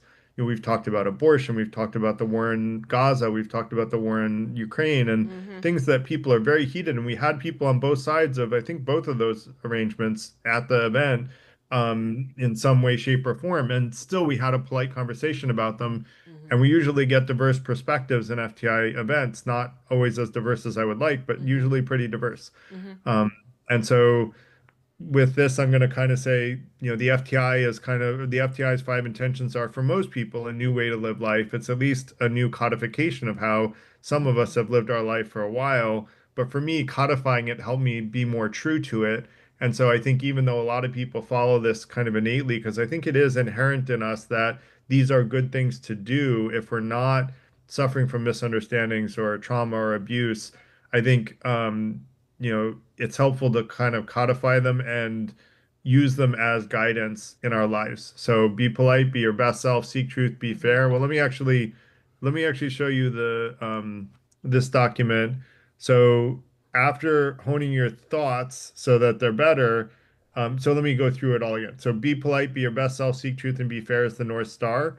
Then you transparently share your beliefs with other people, listen to an open mind to what they say, and use your critical thinking skills to reject false beliefs, accept more true beliefs. This makes your current beliefs more accurate. Now, with accurate current beliefs, you can prevent significant unnecessary harm. And then, when you've prevented significant unnecessary harm and try to and try to empower others that do the same, then you can increase happiness and decrease harm. And then the fifth, and so these are all the actions, right? So these are thoughts, these are aspirational goals, these are thoughts, and these are actions, and then an eagerness to express, accept, and reciprocate love. And then I Okay. have two quotes that I'll leave you with. These are probably my best two. One is keep your hopes high and your disappointment low. It's the only way to go. And then the second, and this isn't the end, I have one or two more slides, but this is the end of the five intentions piece, and then I'm going to go a little bit more into the FTI. Sure. Take your And then time. the next, what's that? Take your time. We're fine. Okay. And then the next is don't stress, just do your best and accept the rest. And I try to explain to people that when you stress out, you end up performing worse. A little bit of Exactly. stress is good. Science shows that a little bit of stress is good, but if you're pushing yourself and like, distraught, stressful, you're going to perform much worse. So you Mm-hmm. want to be focused and putting forth your best effort. Mm-hmm. But once you've done your best effort, you can't do better than that. So you don't need to worry about where things land because if you've done your best, that's all you can expect of yourself. If you're doing your best to follow the five intentions, I'd argue you're going to be more right than you are in any other scenario. Mm-hmm. So work hard at following the five intentions and doing your best at the things you put your time and effort towards, and then you accept where things fall because, there's no use in being upset over how something worked out. The what I like to say is the only thing you should do if something doesn't work out, the only two uses of the past are one to reminisce and two to learn from it. And so if something doesn't work out well, learn from it and then Move on. move forward. Yeah. Yeah, and you know what? I think there's also the fact that people are afraid of judgment. And I think that's where the stress comes from, is that people are like, oh, if I don't do it, Yeah, I'm going to be judged and this and that. And not to fall into into that trap. And I think that yeah, some people are starting to learn. I know that it's starting to be a lot more, changes going on where people are saying, you know what, okay, I did my best, all that kind of stuff. But we still sort of fear judgment. I think that's what that is. It's just a fear of judgment. And I think, especially for young children, I think it's important for them to feel that they can be themselves without the constant judgment. But also as parents, we also have to be careful not to judge our kids and to force them to be what we want them to be, but to allow them to just be right. themselves and to make their own mistakes. No? So I would argue there are two sort of categories of behavior. There's bad behavior, which we should judge for. Like if Mm-hmm. someone is rude, we should judge that and say, look, you were rude in this case, and Mm-hmm. I think you should be more polite. Now, there's also being our authentic self, which is not violating the five intentions. It's just our preferences and the things we like. And we have what I call the personal profile. My more eloquent name for it is the painting of the spirit, which is really getting to the essence of who someone is as a human being, and we exchange information at that level with other members of the FTI.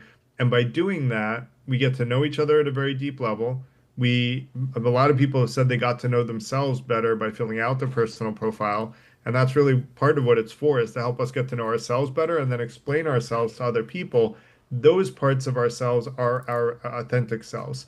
But when someone says my authentic self is to be rude, no, that's not true. That is Mm-hmm. not your authentic self. No. Everybody's authentic self is actually polite. It's through Mm-hmm. misunderstandings that we end up treating other people rudely. Yeah. Um, and so all I would say is that I don't think, I think that if people are afraid of judgment, they should distinguish between whether the judgment is of bad behavior that can be improved, in which case admit you're wrong and be more right again, or is it someone judging you for saying you like chocolate ice cream and I like vanilla, so you shouldn't be liking chocolate? Well, Mm-hmm. I'm sorry, but I get Mm-hmm. to like whatever ice cream I want and you do too, and Yeah. no one should be judging us for those personal preferences that Mm-hmm. we have.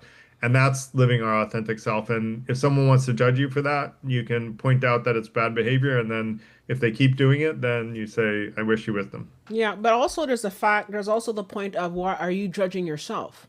Because Yeah. sometimes I've definitely encountered, I've been my worst critic, and I've gone up and I said, oh my God, I did this right and this and that. And I said, well, why? No one, everybody thinks you're fine. And Yeah. so it turns out that I'm judging myself more than other people. So you also have to you also have to sort of put that in check and say, is it me? Am I the one? Am I the drama? Like, am I the one judging, doing all the judging, or is it somebody else? So I think it's also a certain amount of like discernment there. No? Yeah, I agree. Yeah. Now, the next thing I'm going to go into is our five ambitious goals for the FTI. So, first is we want to promote awareness of and usage of the five intentions. I'm trying to create an alliance of organizations that I'm still working on a name for, but basically where we all agree that the five intentions are the values that we agree with, but that we all have different ways of making the world a better place in our own ways, and that we create this positive community. It's still in the very early formation days, so I haven't even written anything up about it, but it's on my list of things to do. So that promote awareness and usage of the five intentions is one. And I would argue if you imagine a world where everybody lived with these values, imagine how much better of a world we would live in if everybody did this. And this is not super unrealistic. We probably have, do you know how many people are here today?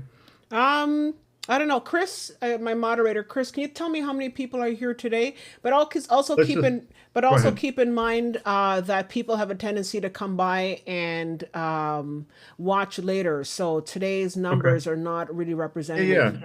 You No, I know. was just going to say if we could get 10 people from today's session to Mm-hmm. agree with the five intentions, join the FTI, and then each of them gets 10 people to do it, Mm-hmm. and we do that, I think it's 10 times, Mm-hmm.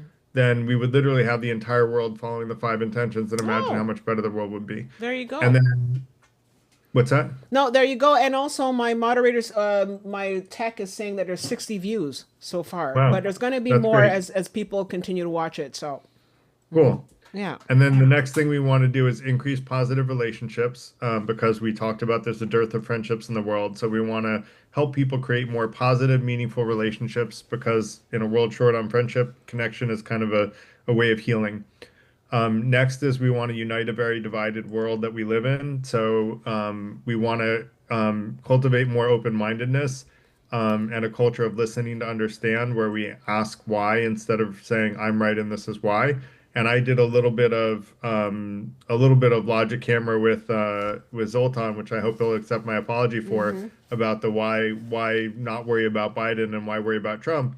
Mm-hmm. I would actually ask Zoltan to email me and say, why is he worried about Biden? And help me Mm-hmm. understand the concerns about Biden, Mm-hmm. especially because Biden is no longer in a position of power. But Mm-hmm. even when he was president, I'm curious what he didn't like about him. Yeah. So, And I go know ahead. that Zoltan, I think Zoltan is definitely a little bit upset from what I can hear in the chat. So Zoltan, instead of putting out comments in the chat about Trump or whatever, maybe you want to email Garrett and let him know your thoughts. So That'd be that I great. think that'd be great. Yeah, I So would love to hear from you, yeah, Zoltan. definitely moving And I will forward. listen to you with an open mind, and I hope you'll also Exactly. listen to me with an open mind.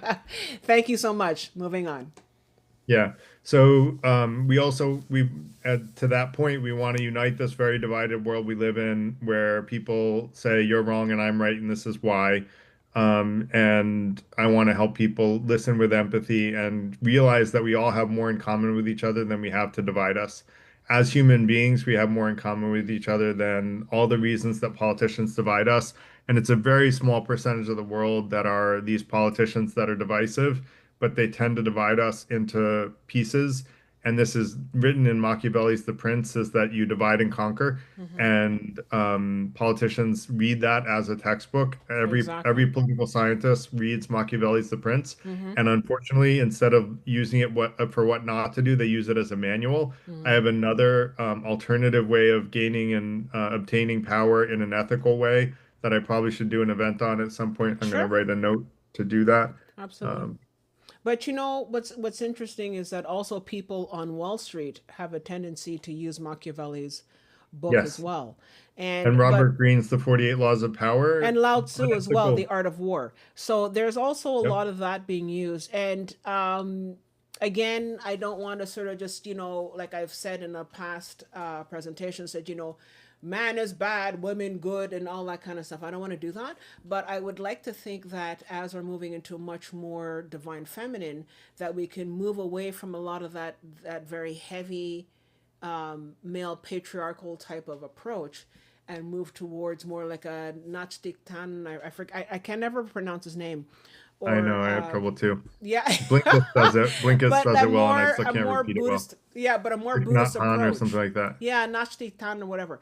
But like, I mean, more towards an approach where we can work and similar to what you're doing at the Free Thinker Institute, which I think is great. I think everything Thank that you. you're doing is amazing, and we should definitely work towards getting what you're doing out there, because I think that it's important to listen to one another and to not just have this sort of like divide and conquer and punch and kill, but rather bringing the collective, as like I said, the heart centered and the collective.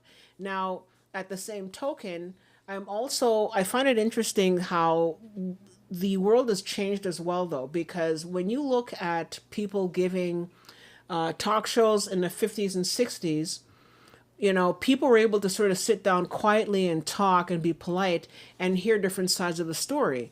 And Yes, now I find that we've become so much reactionary, regardless of what side you're on.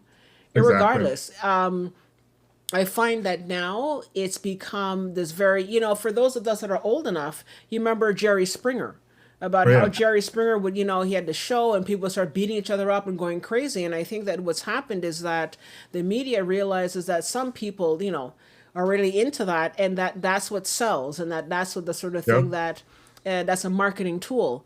And yep, it's gotten to a point now where when we're talking, whatever topics that we're talking about, politics or otherwise, people become reactionary and people become very emotional. And I don't remember seeing that I mean, I wasn't there, but when you look at older shows from the 50s and 60s, people were not like that.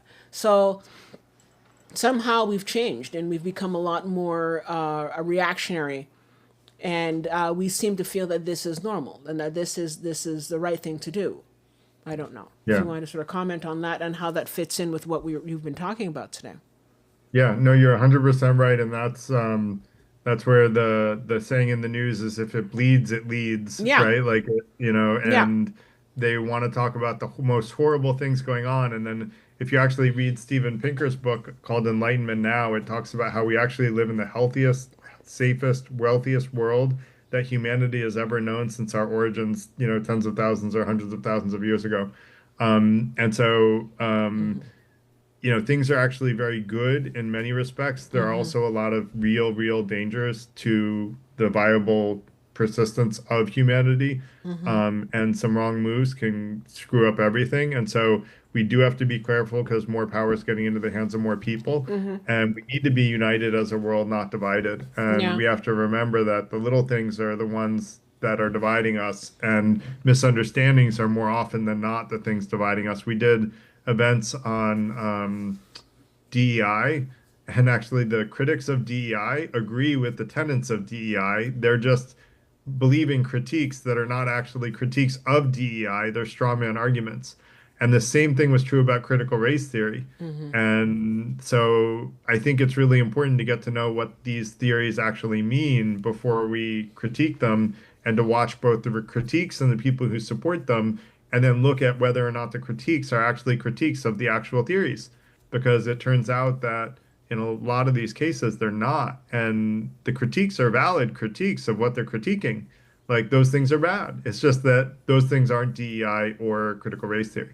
So, so that said, we also want to promote win-win relationships where there's mutual benefit and respect, where people don't win at another's expense.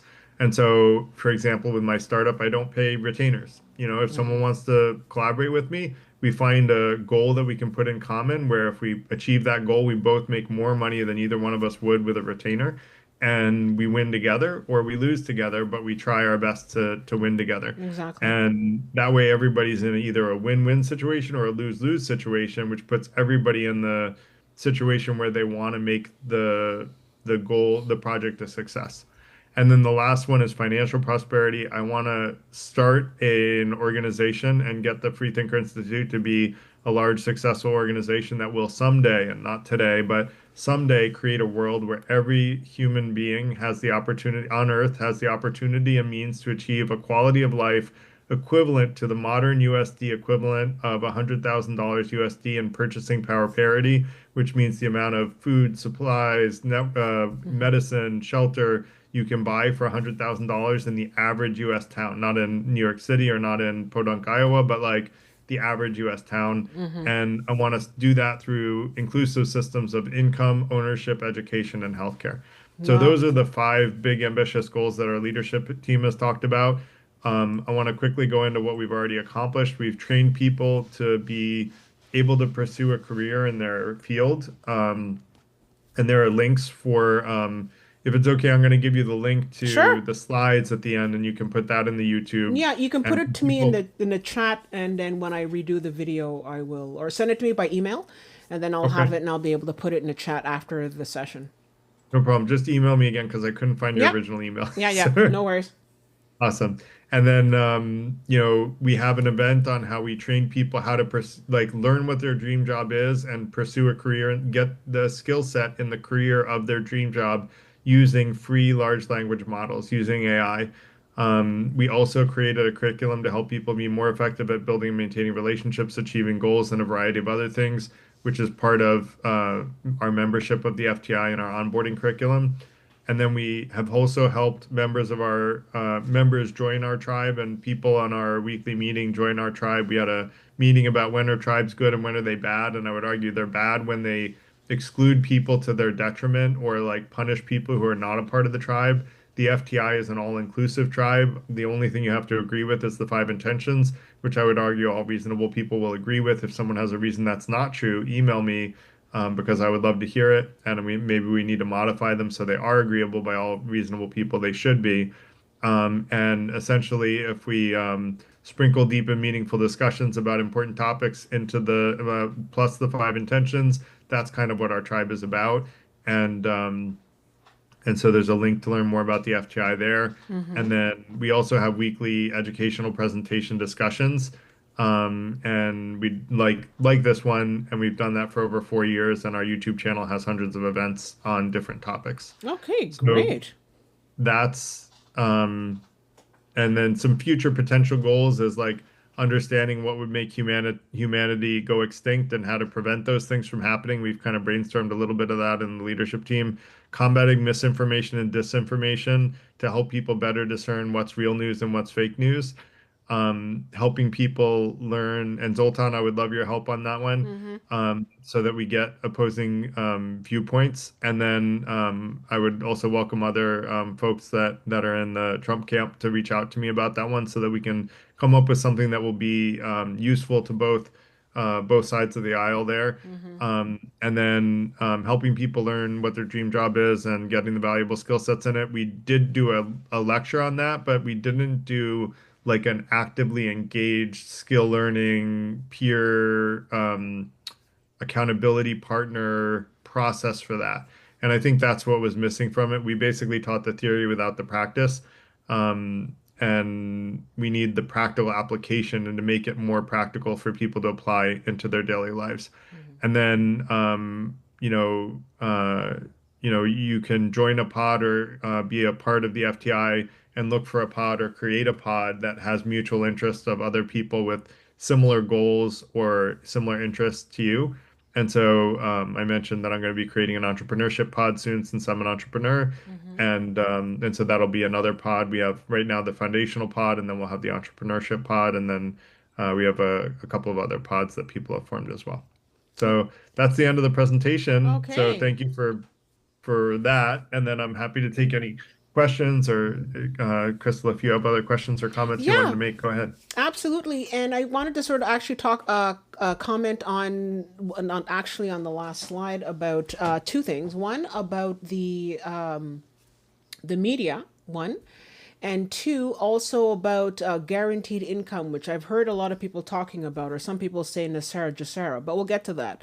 But the first one was, as much as it's important to inform yourself, people also have to understand, like you were saying about how if it bleeds, it leads in the Mhm. media. And what the media is also trying to do is also trying to just make us think that everything is bad.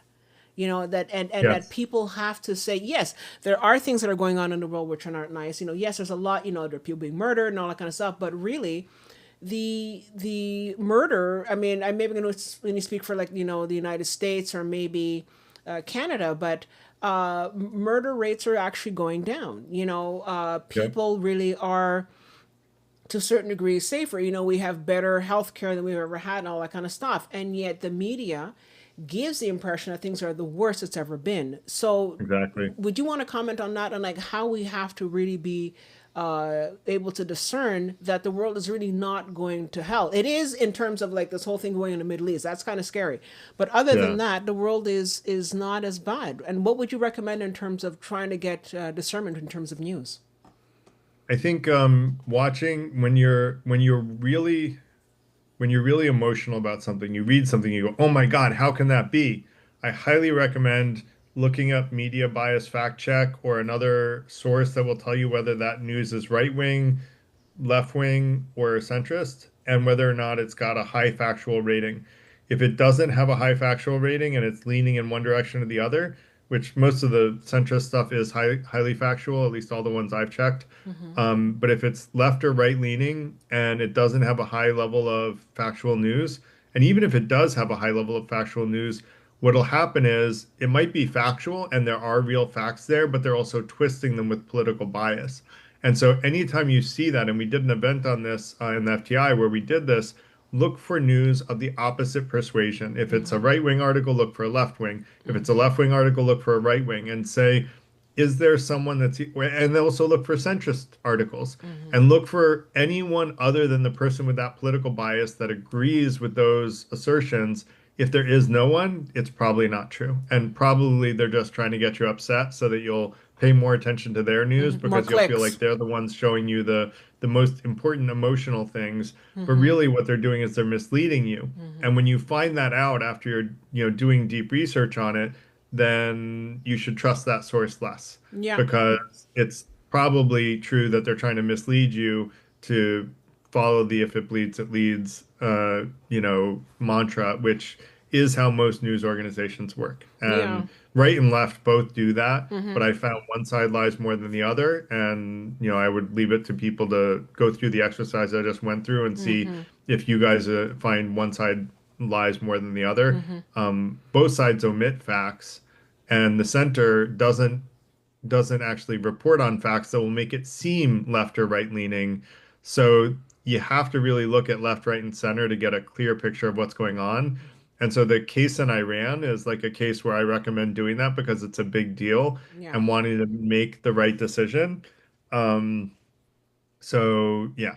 Does that make sense, Yeah, Crystal? absolutely. It makes sense. And you know what? What's interesting, just to sort of, put on top of that, is that they're finding out that there are a lot of stories now that are being written by bots. There are a lot of Mhm. bots that are unfortunately writing stories. And I remember seeing something about how they're using bots to write stories in order to lead sort of, for example, in elections, to lead certain people to focus on one direction as opposed to another. It's a lot of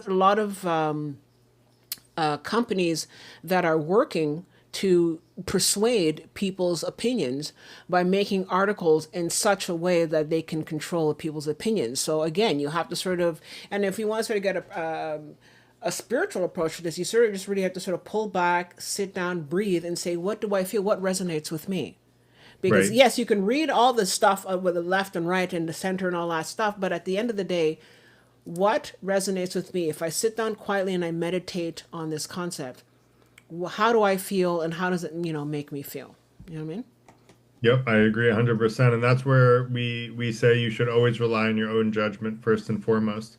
But you also want to hone your critical thinking skills. So please go through. It's free, but it's very valuable.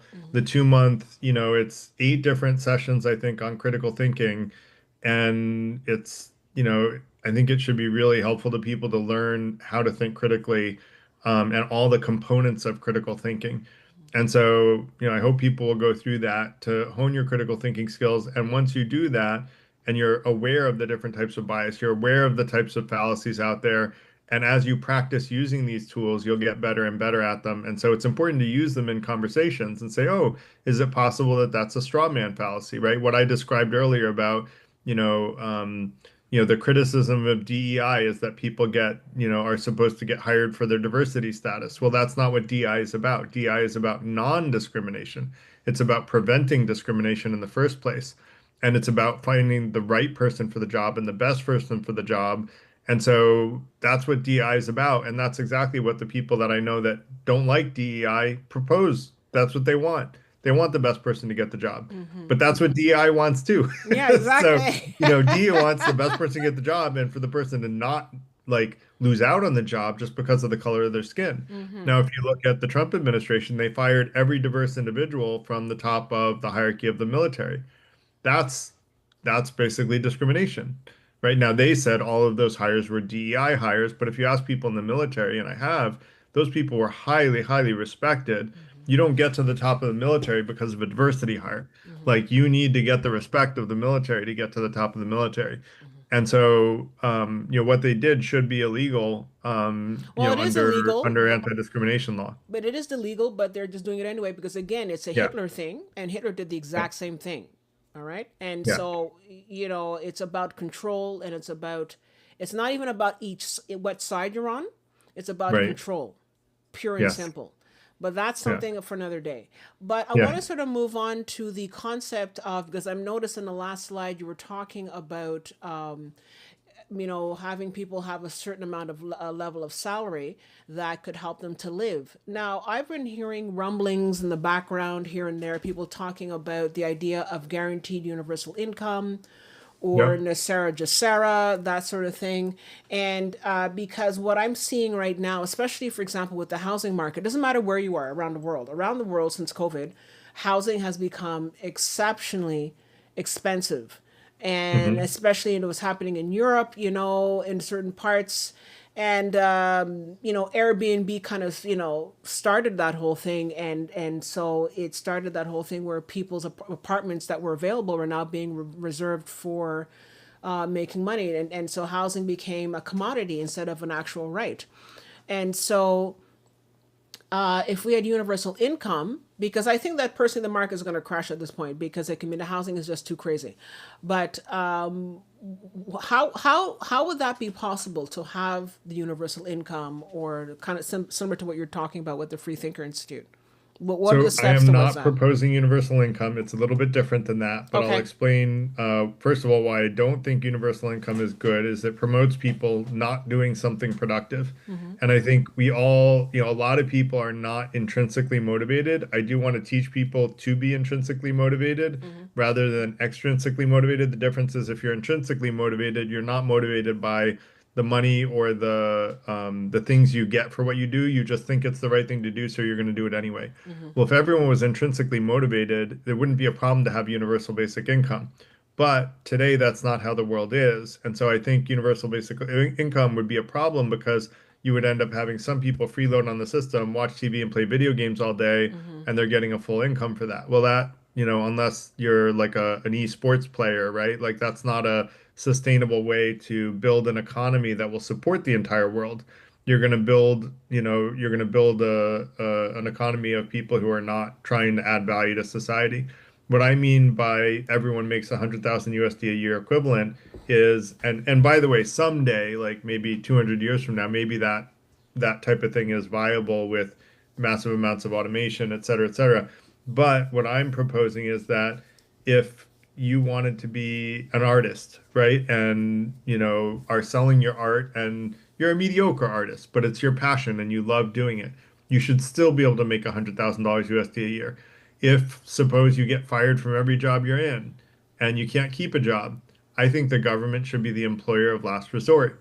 And this is what happened in my grandparents told me about this is in the Great Depression that they lived through. People would work for what was called the CCC, the Civilian Conservation Corps. And the government hired them to work for the government and build the paths through the forests that we all now call, places that we can go hiking. And all those trails were almost all of the trails in the US in nature were built by the Civilian Conservation Corps as a result of the Great Depression. Mm-hmm. So we have the CCC to thank for that. And that's a huge public service because I think part of what's missing today is human beings' connection with nature. Yeah. And I think a lot of us are just so disconnected from nature, and nature is Absolutely. so grounding that we need to be more connected with nature. So, what I would propose is let's say you can't hold a job normally and you can't sell enough art to even make $100,000 USD a year, and you can't even, pay for your groceries.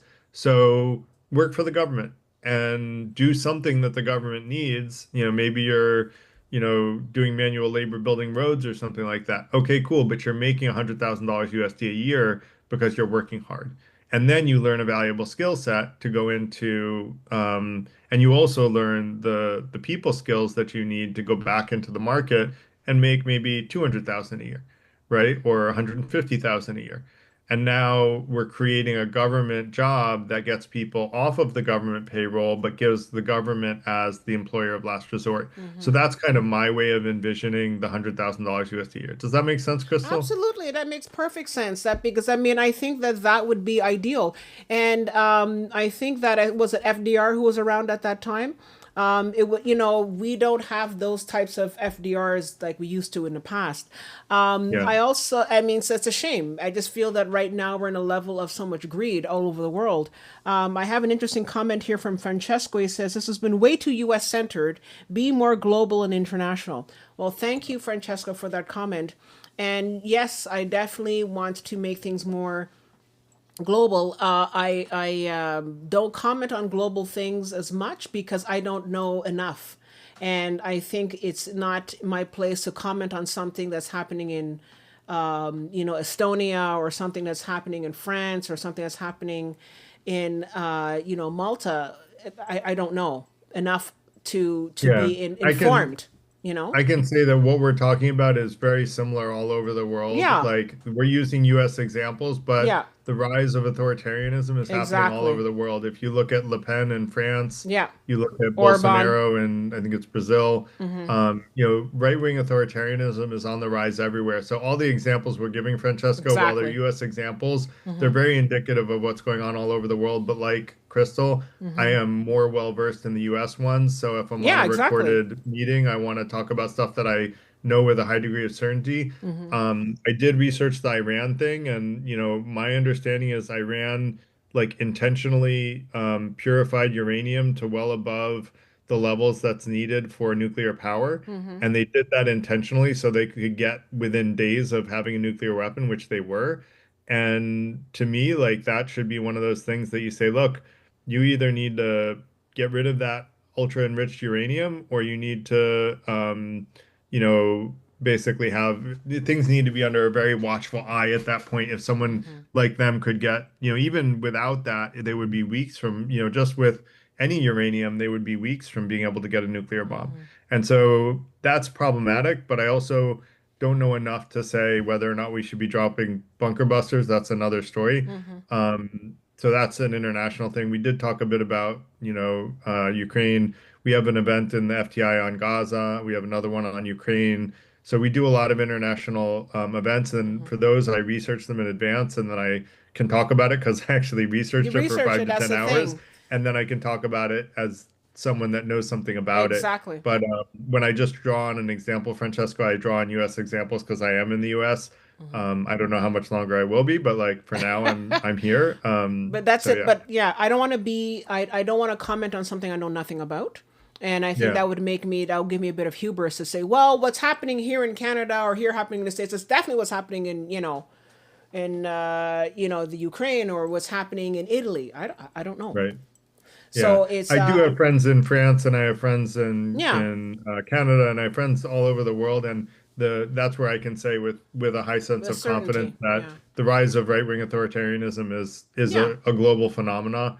Um, so that much is very international. Now, your point about we have so much greed all over the world, Crystal, what I advocate for is called generous capitalism, Mm-hmm. and what that means is we give, and I do this with my company, we give the best deal to the consumer and the supplier for us in the food tech space. As my first company is in the restaurants, Mm-hmm. and then to the employees. And we basically give most of our money away and we take a much smaller margin with the goal of taking on more market share and winning with volume, but giving the best deal to everybody and being more generous with everybody that we do business with.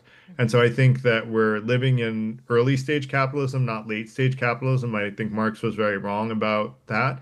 Mm-hmm. We're in early stage capitalism, which I call greedy capitalism. Generous capitalism is the next evolution. And the reason I can say that is I've asked hundreds of people, would you rather do business with a greedy company or a generous one? And no one said the greedy one yet. So, Yeah. if we create generous companies and compete with these greedy ones, the generous ones should win. And if Absolutely. we do, then great, we bring back the next stage of capitalism, which is Absolutely. generous capitalism. Absolutely. And that was actually going to sort of dovetail into my next question, because I feel that right now, a lot of companies anywhere are becoming much more, they're becoming more, we're having fewer and fewer companies. There's all these companies trying to sort of come into just one. You have a very few players that are controlling a Consolidation. lot more of the resources, controlling a lot more of the Yes. different, the media, and controlling a lot more of our health and all that stuff and the food. And so I think that in addition to generous capitalism, we also need to have a more diversification, because having a diversification allows us to have for example, there's a time in when you used to have hundreds of newspapers, but now you only have a few companies that control all the media around the world. So it doesn't allow for more diverse ideas and opinions. And the same thing with food. Food is controlled by a few.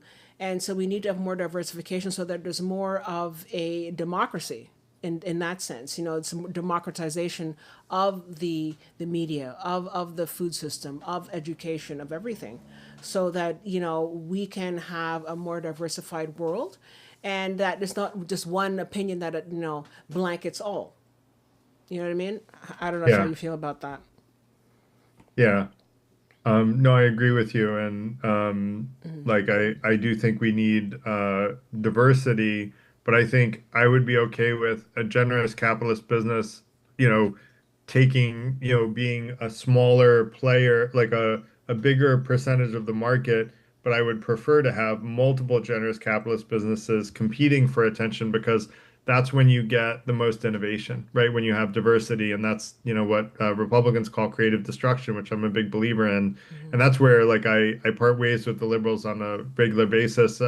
Probably not as much as I part ways with conservatives, but I'm an independent, and I choose each decision independently based on the merits that I think the argument has.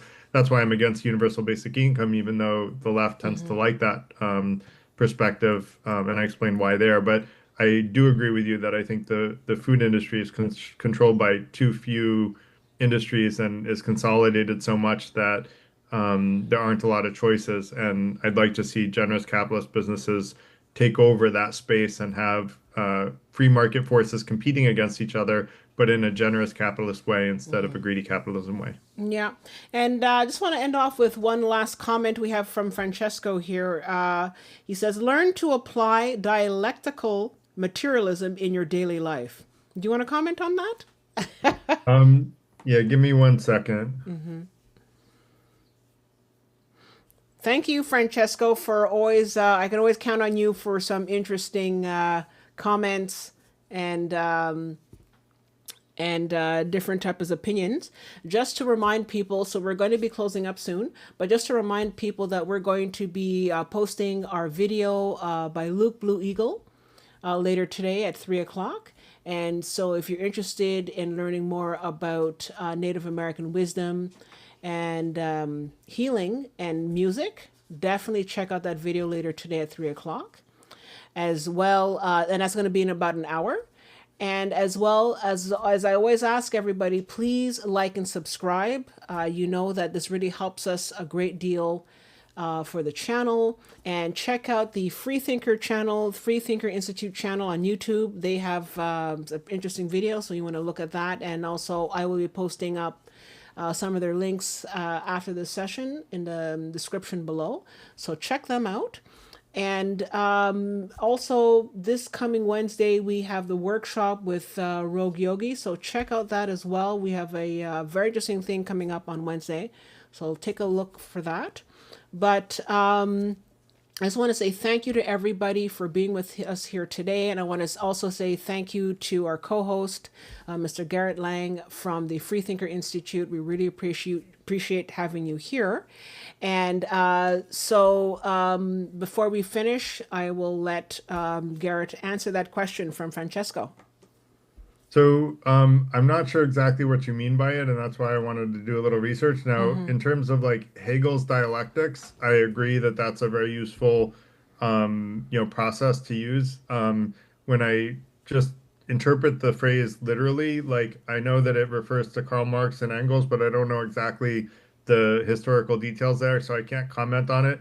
But just understanding that, like, that there's material conditions and like people's financial well-being, and that there are class wars, I think is probably, if what you're trying to say is to understand the essence of class wars, I think that's a very insightful thing to say, and I think that that's what we're in right now is a class war, and that what's happening is that we're being divided amongst each other in order to favor the very wealthiest of the wealthy, and I think Mm-hmm. that's a shame because the very wealthiest of the wealthy actually don't do any better with a tax break. They don't get any happier.